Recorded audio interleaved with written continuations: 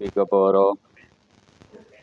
மகா பரிசுத்தமுள்ள பிதாவே, இந்த மகிமையான இந்த நேரத்துக்காக உமக்கு ஸ்தோத்திரம்.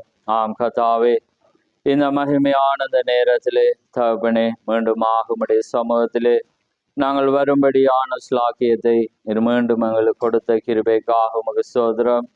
ஆம் கர்த்தாவே, இந்த நாளிலே இந்த நேரத்திலே நீர் எங்களை காண்கிற தேவன், எங்களுக்காக யாவையும் செய்து கர்த்தாவே இந்த நாளிலே ஆண்டவரே எங்களுடைய விசுவாசத்தை காணும்படியாக நீர் எங்களை வைத்த தேவனாயிருக்கிறீர்.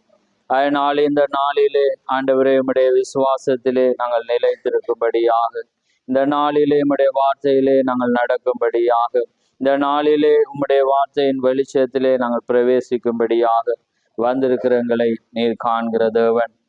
ஆண்டவரே, என் நாடுகள் என் சத்தத்தை கேட்கும் என்ற வண்ணமாக உலக தோட்டத்துக்கு முன்பாகவே உம்முடைய வார்த்தையை கர்த்தாவே அறிந்த ஜனங்கள் இன்றைய நாட்களிலே நீர் வைத்த தேவனாயிருக்கிறீர். அந்த ஜனங்கள் ஆயத்தப்படுவார்கள் என்பதை நீர் அறிந்த தேவன்.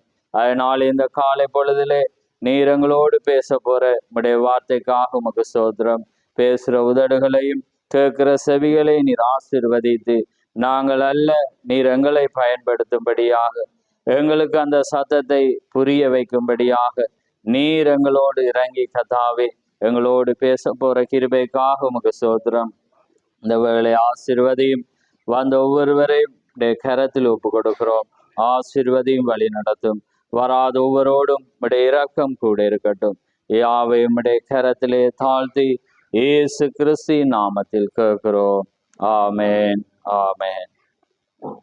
நாங்கள் நின்ற வண்ணமாகவே என்ன சிங்களத்துல டிரான்ஸ்லேட் போடுவோமா? உங்களோட சாய்ஸுக்கு நம்பர்.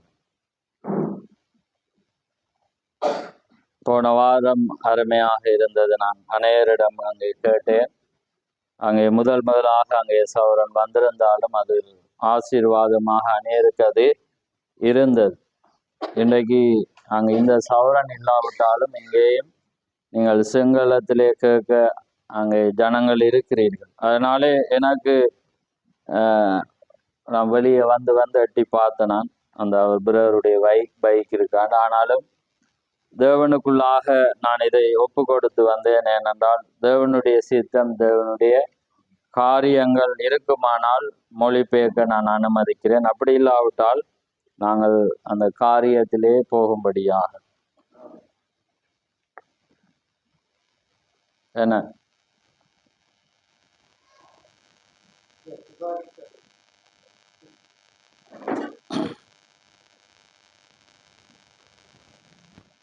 சுசாதிச்சோனதா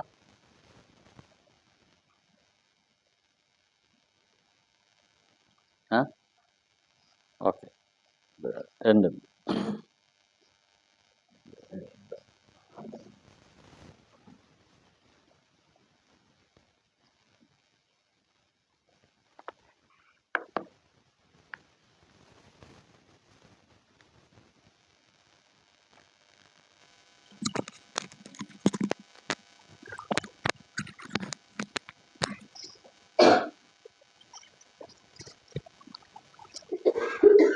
கர்த்தருடைய பரிசுத்த நாம மகிமைப்படுவதாக. ஆமென். සුද්ද නාමයට මහිම වේවා. நாங்கள் யாவரும் எழுந்திருந்து අපි සියලු දෙනා නැගිට සිටි நாங்கள் யோவான் 17ஆம் அதிகாரத்துக்கு நாங்கள் திருப்ப போகிறோம். யோவான் පොතේ 17ට අපි ආරවල් යනවා.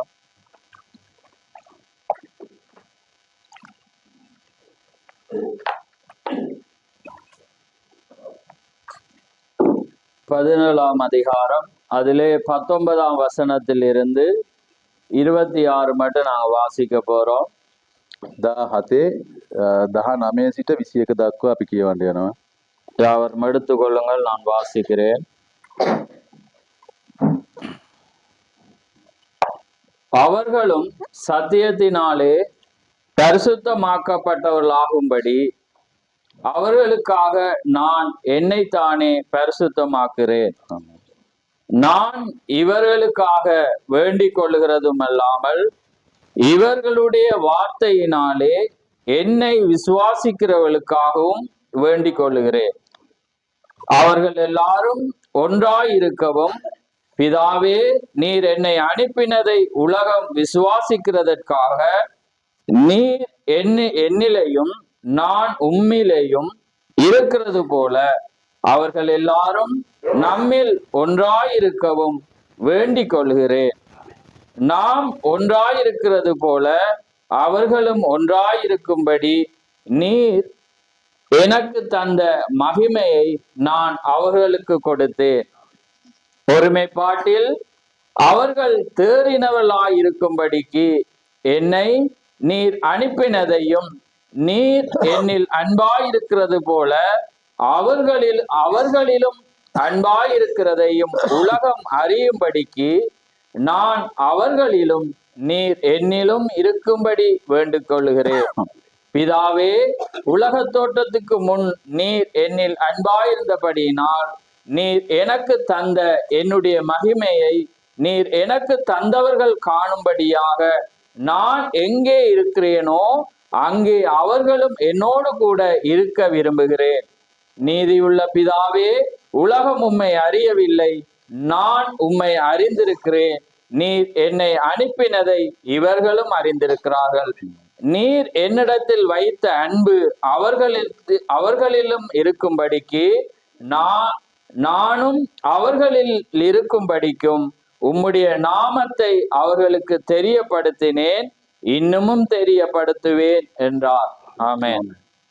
සත්‍යතාවෙන් ඔවුන් පවිත්‍ර වන පිණිස ඔවුන් උදෙසා මා කැප කරගතිමි.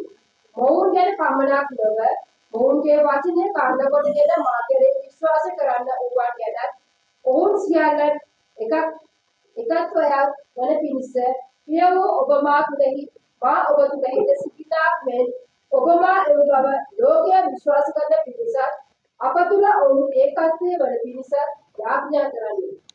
අප ඒකත්වයේ සිටිනාසේම ඔවුන් ඒකත්වයක් වන පිණිස ඔබ මට දුන් මහිමය ඔවුන්ට දුන්නා. මෙසේ කළේ මා ඔවුන් තුළෙහි ඔබ මා තුළෙහි සිටීමෙන් ඔවුන් ඒකත්වයට සම්පූර්ණ ලෙස පැමිණෙන පිණිසත් ඔබ මා එව් බවද මට ප්‍රේම කළාක් මෙන් ඔවුන්ට ප්‍රේම කළ බවද ලෝකයා දැනගන්නා පිණිසත්. යාලෙනි, ඔබ මට දුන් මහිමය ඔබ මට දුන්නා වූ විසුරු දක්නා පිණිස මා සිටින තැන ඔවුන් මා සමග සිටිනවට කැමැත්තෙමි. මක්නිසාද ලෝකයේ බැවිමට පළවෙන් ඔබ මට ප්‍රේම කළසේ. ධර්මිතර පියාණෙනි, ලෝකයා ඔබ හඳුන්වන්නේ නැත. නමුත් මම ඔබ හඳුන්වමි. මොහුද ඔබ විසින් මා එව් බව දැනගත්තේය. ඔබ මා කෙරෙහි ඇතුව සිටි ප්‍රේමය ඔහු තුළෙහි වන පිණිස ඔබගේ නාමය ඔවුන්ට තැබෙමි. තවත් ගන්වන්නෙමි. ஆமென். யாவரும் அமர்ந்திருங்கள். සියලු දෙනා වාඩි වෙලා සිටිමු.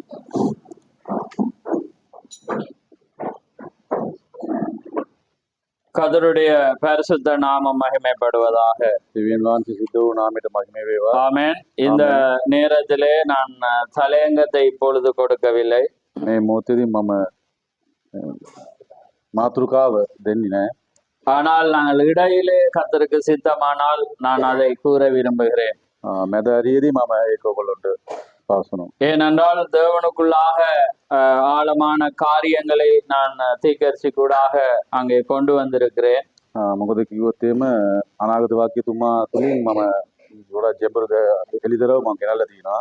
அதனாலே எந்த பாணியிலே தேவன் வழி நடத்துறாரோ දෙවියන් වහන්සේ කොයි විදියට ආකාරය අපි මඟ පෙන්වනවාද කියන அந்த வகையிலே நான் பேச விரும்புகிறேன். ඒ මඟ පෙන්වන විදියට මම කතා කරන්න සූදානම්. ஆமென். அதனாலே நாங்கள் கடந்த வாரங்களிலே நல்ல ஒரு தலையங்கத்துக்குள்ளாக நாங்கள் தேவனுடைய வார்த்தையை பார்த்தோம். මේ පෞගිය දවස්වල හොඳ මාතෘකාවක් යටතේ අපි දේ වචනේ අපි බැලුවා. பாதாளத்திலே நல்ல மனிதர்கள் என்ற வண்ணமாக. පාතාලේ ඉන්න යාපත් ආත්මවල කියන එක අපි බැලුවා. இன்றைக்கு பரலோகத்திலே பாவிகள் என்று பிரசங்கிச்சா இன்னும் நல்லா இருக்கும்.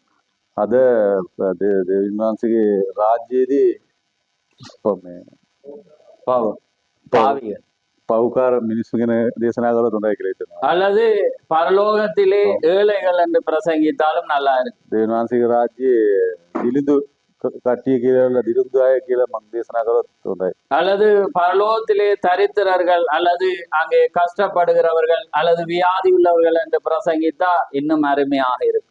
දෙවියන් වහන්සේගේ රාජ්‍යයේදී දුප්පත් අය, දිලිඳු අය, අසනීප අය කියලා මම දේශනා කරොත් හොඳයි කියලා හිතනවා. ஆனால் நான் அப்படி பேசவில்லை, ஆனால் அதுதான் உண்மையா இருக்கிறது. හැබැයි මම මේව දේශනා කරන්න කැමති නැහැ. හැබැයි ඇත්ත ඒක තමයි. ஆமென். ஆமென். ஆனாலும் இன்றைக்கு அந்த பாடல் நான் அந்த ஏற்ற வண்ணமாக தான் செய்தி படித்து கொண்டிருந்தேன். பாடலும் அங்கே அதே வண்ணமாக என் இன்ப துன்பத்துக்கூடாக தேவனை அடைய வேண்டும் என்றதுதான் இன்றைக்கு செய்தி. ஆமென். අර ගීතිකාව මේගොල්ලෝ මෙතන ගායනා කරනකොට ඒ ගීතිකාව ඇටියට තමයි මම යාත්නාවෙන් හිටියේ. ඒ කියන්නේ දුක හෝ සැප හෝ සියලු දේ දෙවියන් වහන්සේගේ යටත අපි ලැබෙනවා කියන එක. ஆமென். அப்படிதான் நாங்கள் தேவனை கண்டுகொள்ள முடியும். අපි එහෙම තමයි දෙවියන් වහන්සේ දකින්න ඕනේ. அதனால்தான் திகசுரே விசுவாசமானது அங்கே தேவனை அடைகிறதற்கு இடையூறு எப்பொழுதும் தடையில்லை என்று. ඒක තමයි අනාගත වගකීතුමා කියන්නේ දෙවියන් වහන්සේ ළඟට යන්න අපිට இடையூறு. බාධාවල් අපිට කිසි දෙයක් නෙවෙයි කියලා. ஆமென். இடையூறு எப்பயுமே தேவனுக்கு தடையாக இருக்காது. බාධාවල් දෙවියන් වහන්සේ ළඟට යන්න අපිට කිසිම හේතුවක් නැහැ. ஆனால் நாங்கள் இடையூறுகளை வைத்து நாங்கள் தேவனை நெருங்குறதற்காக நாங்கள் பல காரணங்கள் சொல்லுவோம்.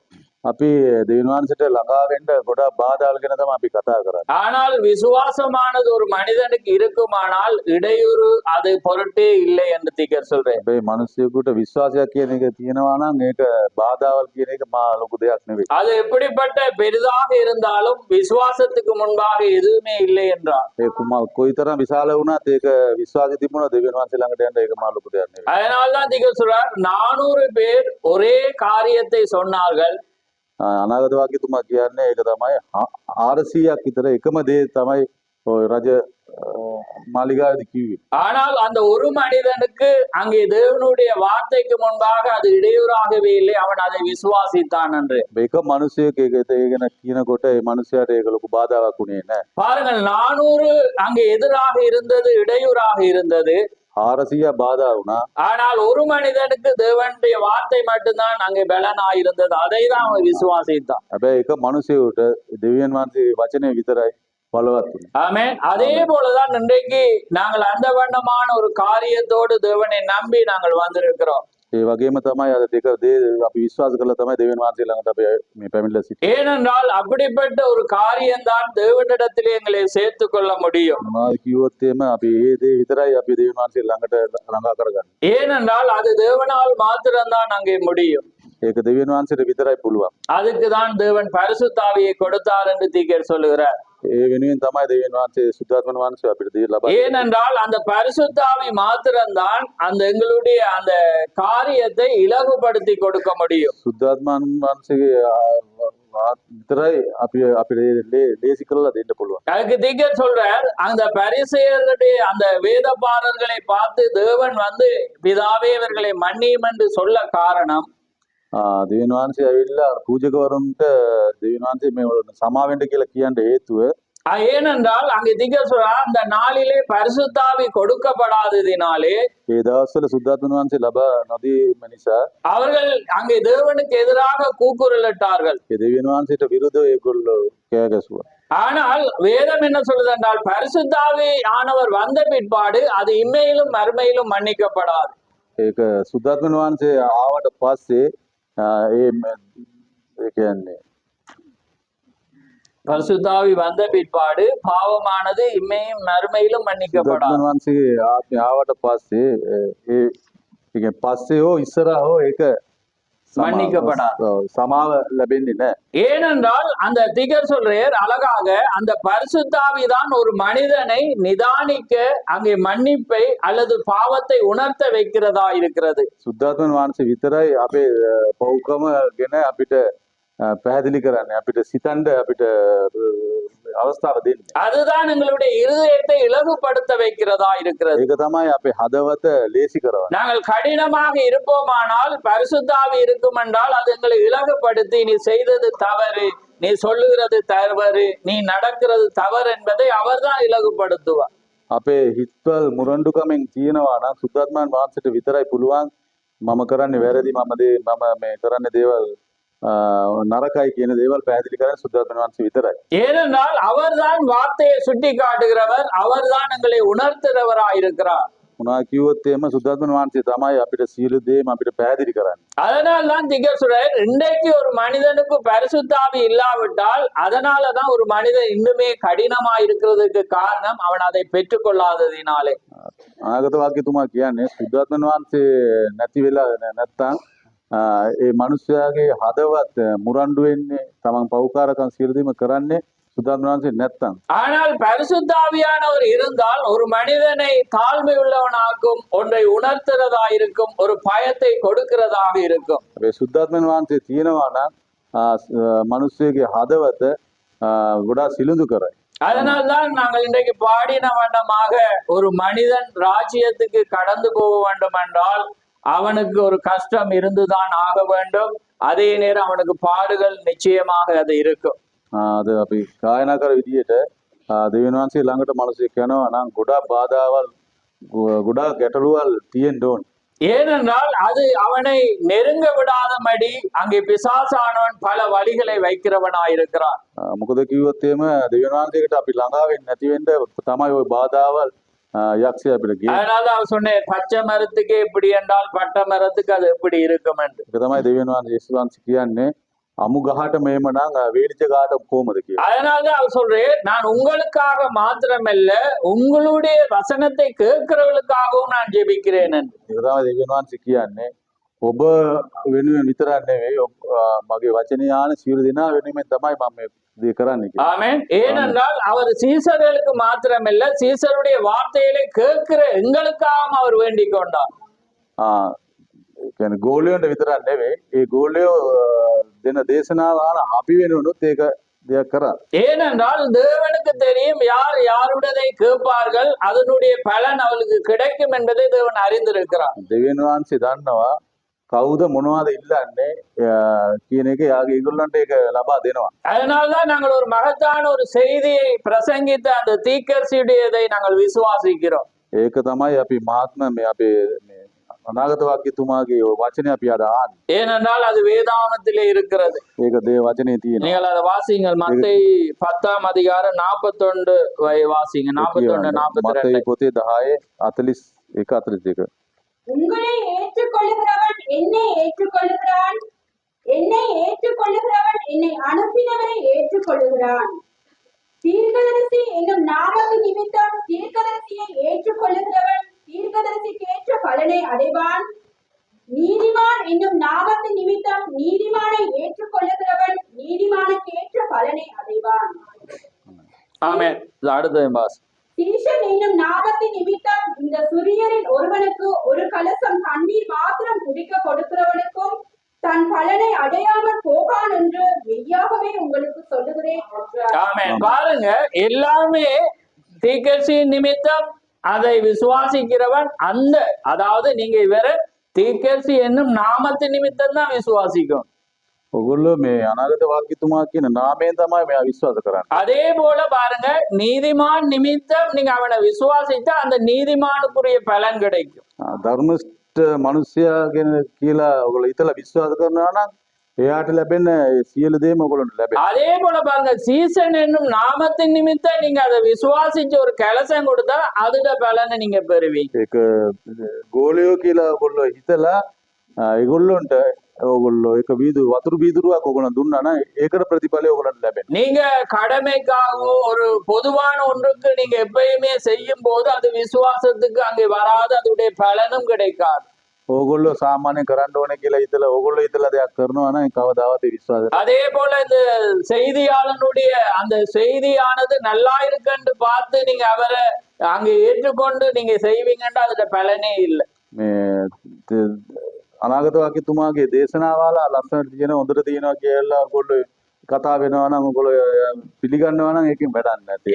நீங்க இந்த நாளிலே தேவன் அனுப்பின அந்த மனிதன் இந்த காலத்துக்குரிய பரிசுத்தாவின் ஊழியம், மனுஷகுமாருடைய ஊழியம் என்று நீங்க விசுவாசித்து அதை விசுவாசித்தால் தான் அதோடைய பலனை நீங்கள் பெற்றுக்கொள்ளலாம். අනාගතේ වාක්‍යතුමාව දෙවියන් වහන්සේ මේක එව්වා කියන එක ඔයගොල්ලෝ විශ්වාස කරලා එයාගේ වචනේ ඒ විදිහට ආලා කරලා පිළිපැදෙනවා නම් විතරයි ඒකේ ආශිර්වාද උන ලැබෙන්නේ. ஆமென். அதே போலதான் தேவன் அந்த காரியத்தை நாங்கள் இதை விசுவாசிக்கிறோம், ஏன் நாங்கள் அதை நம்புகிறோம் என்றால் நாங்கள் ஆதி முதல் அவரோடு இருந்தபடியினால் தான். අපි ඇයි මේවා විශ්වාස කරන්නේ මේවා හොයන්නේ බලන්නේ කියලා අපි සිතලා බැලුවොත් එimhe අපි මේ පොළොව මේ පෘථිවියට පොළොව අපි මැවෙන්න ප්‍රථම අපි දෙවියන් වහන්සේ තුල හිටියා කියන්නේ. ஆமென். அதனால்தான் திகழ்ச்சி அந்த லீலி புஷ்பமானது அங்கே தண்ணீருக்குள்ளாக இருக்க மட்டும் அது எப்படிப்பட்ட அழகென்றதை அதுக்கு தெரியாது. ஆனால் அந்த தண்ணீர் சேற்றிலே அது இருக்கும் போது பலவிதமான சோதனைகள் அதுக்குள்ளாக இருக்கும். ඒ කියන්නේ லீலி புஷ்பம் තාමර පුවන. அது இல்ல, லீலி புஷ்பம் ලීලි කියන මලක් ඒක මේ මඩ කොටෙන් තමයි වතුරින් තමයි තියෙන්නේ. හැබැයි ඒක ඇතුලේ ඒක තිබිලා ඒක පිපෙනකන් ඒක ලස්සන දන්නේ නැහැ, පේන්නේ නැහැ. அதை பார்க்கிற வேளையிலே அது கீழாக இருக்கிற அந்த கருப்பு நிற சேட்டு நிற அந்த சாயம் அந்த காரியமானது அவருடைய நிறத்தை அது மாற்றி விடும், வெளியே வரும் என்று நினைப்பார்கள். ඒ කියන්නේ පැල තියෙන වතුර මඩ වතුර යට තියෙන්නේ කළු පාට කුණු ඇදිච්ච මේ වතුර තෙත පුළවේ ඒ මල ඇදිලා උඩට එනකන් දන්නේ නැහැ. இல்ல இல்ல, அது வெளியே வரும்போது அதனுடைய நிறம் மாறும் அல்லது அது சரியான அழகை கொடுக்காது என்றுதான் பலர் நினைப்பார். ඒ තියෙන පැල තියෙන විදිය දැක්කොත් එහෙම මේක මල් ඇදිලා පිපිලා උඩට එනකන් මේ වගේ ලස්සන පේනවා කියන එක කවුරුත් දන්නේ නැහැ. ரைட். அப்ப பாருங்க, ஆனா அங்கே வெளியே அது வரும்போது හැබැයි මල එළියට එනකොට அது லீலி புஷ்பமாக அதே அழகுள்ளதாகவே அது இருக்கும். ඒ ලිලි පුෂ්පම් කියන්නේ මල ඒ විදියම තමයි තියෙන්නේ. அதை திக சொல்றேன், நான் உலகத்திலே அதே போல் ஒரு அழகுள்ள அந்த மலரை நான் பார்த்ததே இல்லை. අනාගත වාක්‍යතුමා කියනවා මේ පොළොවේදී ඒ වගේ ලස්සන මල මම දැකලා. ஏனென்னா அதுக்குதான் நாங்க இயேசு கிறிஸ்துவே சொல்றாரு. அது எங்கட தமிழ் வேதாகமத்துல பாத்தீங்கன்னா காட்டு புஷ்பங்களை கவனித்து பாருங்கள் என்றுதான் இருக்கிறது. ඒක දෙමළ බයිබලේ සඳහන් වෙන්නේ වල් ගස් වල් காட்டு புஷ்பங்கள். කැලේවල ඇදෙන ඔය මල් ಜಾති. ஆனா ஆங்கில வேதாகமத்துல பாத்தீங்கன்னா லீலி புஷ்பம் என்றே எழுதி இருக்கிறது. ඉංග්‍රීසි බයිබලේ අපි බලනවා නම් ලිලි පුෂ්පම් කියලා තමයි. அதை தீர்க்கதரிசி புரிய வைக்கிறார், தெளிவுபடுத்துறார். ඒක අනාගත වාක්‍යතුමා පැහැදිලி කරනවා. அதிலே அவர் சொல்றார், சாலமோன் முதலாய் மகிமையான நிறையில இருந்தவர்கள் கூட அப்படிப்பட்ட உடுப்பை போட்டதில்லை, வஸ்திரத்தை. ඒ කියන්නේ සාලමෝන් රජතුමාවත් ඒ මල වගේ ලස්සන ඇඳුමක්වත් පැලඳිලා නැහැ. ஏன்னா அவன் அழகுள்ள வஸ்திரங்களை உடுத்தினவன், அவளை போல ஒரு திரவிய சம்பந்தன், அழகுள்ளவன், அதே நேரம் பணம் உள்ளவன், அவனை போல உடுத்தின யாருமே அந்த பூமியில இல்லை. ඒ සාලමෝන් රජතුමා වගේ පෝසත් විදියට ඇඳලා පැලඳලා හිටපු මිනිස්සෙක් නැහැ. ஏன்னா அது என்னத்துக்கு சொல்றேன்டா, அந்த நிறமானது அந்த கலரானது அவ்வளவு அழகுள்ளது. ඒ කියලා කිව්වොත් එහෙම ඒකේ වර්ණය කියන්නේ එච්චර අලංකාරයි. ஆனா நாங்க உடுப்பை என்ன செய்வோம், ஒவ்வொரு கலர்ல போடுவோம், அழகுள்ளது போடுவோம். அந்த கலர் தான் அந்த உடுப்பை அழகுபடுத்துறது. අපි දාන ඇඳුම් පැළඳුම් තමයි අපි පාට ඒවා තමයි අපි ලස්සන කරන්නේ. ஆனால் அவன் அதான் இயேசு கிறிஸ்துவே சொல்றார், அந்த அழகை சாலமோன் கூட உடுத்தினது இல்லை. ඒ තරම් අලංකාර ලස්සන ඇඳුමක් සාලමෝන් රජතුමාවත් ඇඳලා නැහැ. ஆனால் அதை விட அழகுதான் லீலி புஷ்பம் என்று இயேசு கிறிஸ்து சொன்னார். ඊට වැඩිය ලස්සන දෙයක් තමයි මේ ලිලි පුෂ්පම් කියලා යේසුස් වහන්සේ කිව්වේ. அதே போலதான் திகர் சொல்றேன், அதை விட அழகுள்ளவள் தான் மணவாட்டி என்று. ඊට ඒක තමයි අනාගත වාක්‍යතුමා කියන්නේ ඊටත් වැඩිය ලස්සන කෙනෙක් තමයි මනාලිය. ஏன்னா அவளுடைய அந்த குணாதிசயம் அவ்வளவு அழகுள்ளது, அது ஒப்பிடத்தக்கவைகள் அல்ல என்ற. ඒ කියන්නේ මනාලියන්ගේ ගතිගුණය කියන්නේ ඒකට සඳහන් කරන්න පුළුවන් දෙයක් නෑ කියන්නේ. பாருங்க, அதை தீகசி 2 அதிகாரங்களோடு பொறுத்துறார். அதாவது அப்போஸ்தலர் 2:4, யோவான் 3:17 கலக்க சொல்றேன். අනාගත වාක්‍ය இல்ல தீகர் சொல்றேன், இந்த 2 வார்த்தைகளையும் அந்த இப்ப ஒரு அழகுபடுத்துறதுக்கு ஒரு நிறத்தை கொண்டு வர கலப்பாங்க. අනාගත වාක්‍යතුමා කියන්නේ බයිබලයේ සඳහන් වෙලා තියෙන වචන දෙක එකට සම්බන්ධ කරන්නේ. பாருங்க, அந்த அழகை ஒரு ஸ்திரீயானவள் பெற்றிருப்பாள் என்றால் ඒ ලස්සන ස්ත්‍රී කෙනෙක් ලබාගෙන හිටියොත් அவளை போல ஒரு அழகுள்ளவள் இல்லை. එයා තරම් ලස්සන කෙනෙක්. பாருங்கள், அப்போஸ்தலர் 2:4 அல்லது யோவான் 16 சிறிது கலந்து கொள்ளுங்கள்.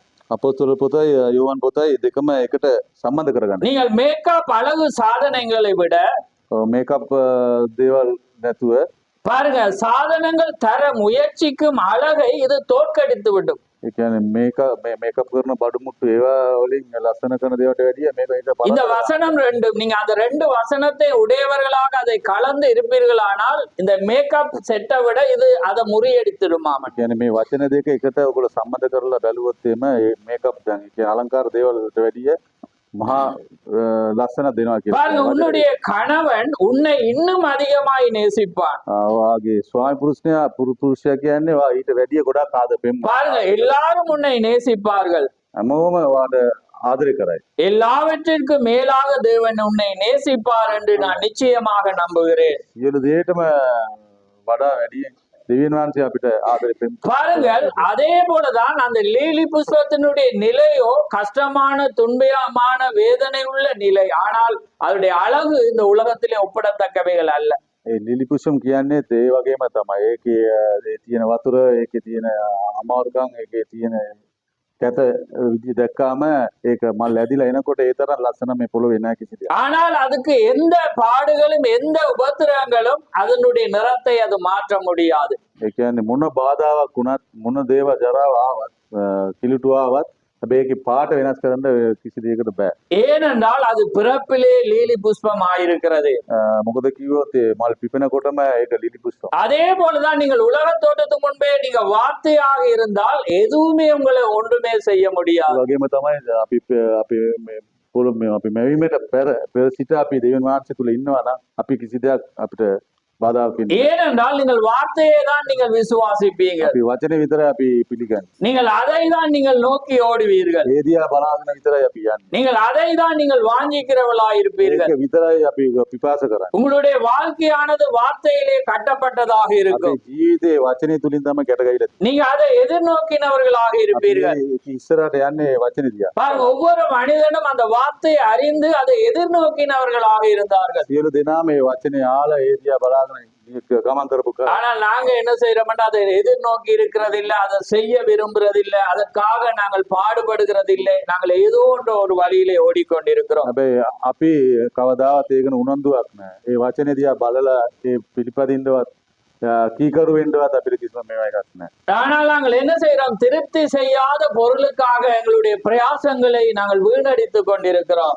හැබැයි අපේ හිත සම්පූර්ණ කරන්නේ නැති දේවල් වලට තමයි අපි හිත යොමු කරගෙන අපි ජීවත් වෙන්නේ. ஏனென்றால் அந்த மெய்யான அன்பை கண்டுகொள்ளதான் தேவன் உங்களுக்கு அந்த பாடுகள் உபத்திரவங்கள் எதிலேயுமே நிம்மதி இல்லாத தன்மை, நிச்சயம் இல்லாத தன்மை, எதிலேயுமே சந்தோஷம் இல்லாத தன்மையை கொடுக்கிறேன் என்றால் அதை விட ஒரு சந்தோஷம் இருக்கிறது என்பதை காண்பிக்க. අපිට ස්ථීරවම තියෙන දෙවියන් වහන්සේ මහා බලවත් ආදරේ ප්‍රේමය කියන්නේ ඒ ගැන අපි හොයන්න බලන්න නැති ඉඳලා තමයි අපිට ගොඩාක් කරදර දුක් වේදනා සියලු දේම අපිට ලැබෙන්නේ ඒ නිසා. ஏனென்றால் அப்படிப்பட்ட முன்குறிக்கப்பட்ட எந்த தேவனால் பிறந்த எந்த மனிதனுக்கும் இந்த பூமியில சரியானது இருக்காது. ஏனென்றால் அவன் அப்பதான் சரியானதை தேடுவான் என்பதை தேவன் அறிந்திருக்கிறார். පෙර තෝරාගත්ත මිනිස්සෙකුට කවදාවත් ඒවා ඉතන සතුටක් මේ පොළවේ ලැබෙන්නේ නැහැ.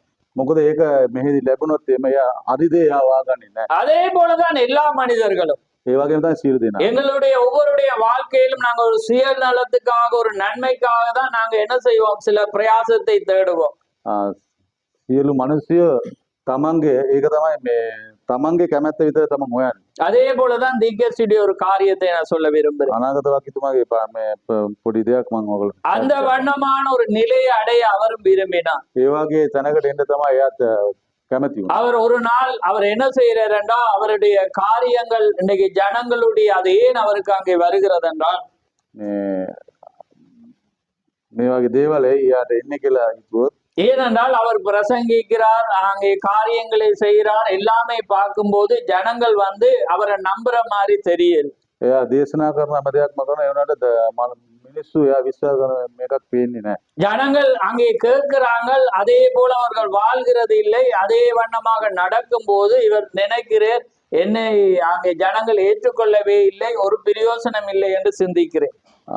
එයා දේශනා කරාට මිනිස්සු කීකරු වෙන්නෙත් නැහැ, ඒ වගේ ඒවා පිටිපදින්නෙත් නැහැ.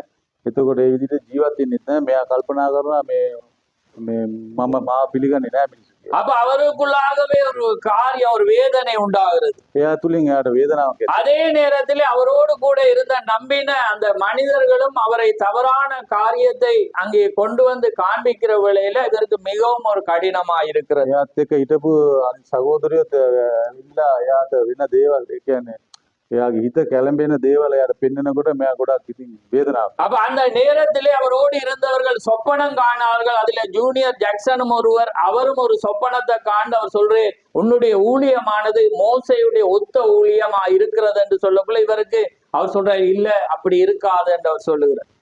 එහෙම සිටිනකොට අර ජූනියර් ජැක්සන් කියන එක්කෙනා හීනයක් දකිනවා. මෙයා ඒ වගේ ගොඩක් කට්ටිය හීන දකිනවා. හැබැයි මෝසස්ගේ විදි மோசேசுக்கு ஒத்த அதே ஊழியம், மகிமையான ஊழியம் உனக்கு கொடுக்கப்பட்டிருக்கிறது. මෝසස්ට සමානව උතුම් දේව සේවය තමයි මෙයාට ලැබෙන්නේ කියන එක ඒගොල්ලෝ දැකලා කියනවා. இவருக்கு அவர் அதை ஏற்றுக்கொள்ள இல்லை. அவர் சொல்ற, அதுக்கு எனக்கு நான் பாத்திரமே இல்லை என்று சொல்றேன். මෙයා අනාගතවාදීතුමා කියනවා නෑ මම ඒක පිළිගන්නේ නෑ මම ඒකට සුදුසු නෑ කියලා. ஆனா அதே நேரத்துல இந்த ஜனங்களுடைய கிரியையில பார்க்கக்குள்ள அவங்க கேட்கிறாங்க, வாராங்க, நல்லவங்களா இருக்கிறாங்க. ஆனா வந்து அதுல மாற்றம் அடையாகும் போது இவர் நம்புறேன், நான் 7ஆம் வகுப்பு படிச்சவன், அதனால இவர்கள் கேட்கலையோன்ற ஒரு எண்ணத்தில் அவர் என்ன செய்யற, ஒரு முடிவு எடுக்கிறேன். හැබැයි මෙයා දේශනා කරනවා ඒ වුණාට ජනතාව එනවා ඔක්කොම අහනවා. හැබැයි කිසිම දෙයක් ක්‍රියාවට එන්නේ නෑ. මෙයාට දකින්න නෑ මේ හොඳ දේවල් වෙනවාද කියලා. මිනිස්සු යාපතිදී ජීවත් වෙනවා. මෙයා හිතනවා මම 7 වෙනි ඉස්කෝලේ අතේ පන්ති වෙනකම් මම ඉගෙන ගත්තා. මම ඒ නිසා මම පිළිගන්නේ නෑ. ஆமென். அப்ப அதனால இவர் ஒரு முடிவு எடுக்கிறார். என்னென்றால் මෙයා තීරණයක් ගන්නවා. ஒரு நல்ல ஒரு காடு இருந்த இடத்துக்கு இவர் குடும்பமாக இடம்பெயர்ந்து போக. කැලේ ප්‍රදේශයකට මෙයා පිටත් වෙලා යනවා. அந்த காடுல போய் ஒரு வேட்டைக்காரன் இருக்கு, அவனோடு பேசி அவனுடைய உதவியை பெற்று இவரும் இவருடைய மனைவியும் பிள்ளைகளோடு இருந்து அவர் வேட்டையாடி அதிலே இவர காலத்தை கழிக்க இவர் விரும்புகிறார். හැබැයි ගිහිල්ලා ඉන්නකොට දඩයන්කාරයෙක් හම්බ වෙනවා. මෙයාගේ පෞල් ජීවිතයේ සියලු දේ ගැන කියලා එයාත් එක්ක සම්බන්ධ වෙලා එයාගේ භාර්යාවත් එක්ක එයා ඒ කැලේදී ගොඩක් කල් ජීවත් වෙන්න කියලා මෙයා හිතනවා. அப்ப இவர் நினைக்கிற, என்னோட மனைவியோட நான் சேர்ந்து கொண்டு அவவோடு நான் இணைஞ்சி அந்த காட்டில இருந்து கொண்டு நான் தேவனை ஆராதித்து கொண்டு போகணும் என்று இவர் விரும்புகிறேன். හැබැයි අනාගතවාදීතුමාට කැමති වෙනවා. එයා භාර්යාවත් එක්ක ගිහිල්ලා ඒ විදිහටම ඒ කැලේදී ඒ දඩයන්කාරයෙක් එක්ක ඉඳලා ඒ විදිහටම අපි මෙතනින් යාට සතුටින් ජීවත් වෙගෙන යනවා. அப்ப அவர் நினைக்கிறார் என்னென்றால், அவர் சொல்றார், தேவன் எப்பொழுது என்னோட பேசுறாரோ அதை மட்டும் சபைக்கு வந்து கர்த்தர் உரைக்கிறாவது, கர்த்தர் உன்னை குணமாக்குறார் அப்படி என்று சொல்லிட்டு மீதமுள்ள நாளெல்லாம் அவர் காட்டிலே வாழ விரும்புகிறார்.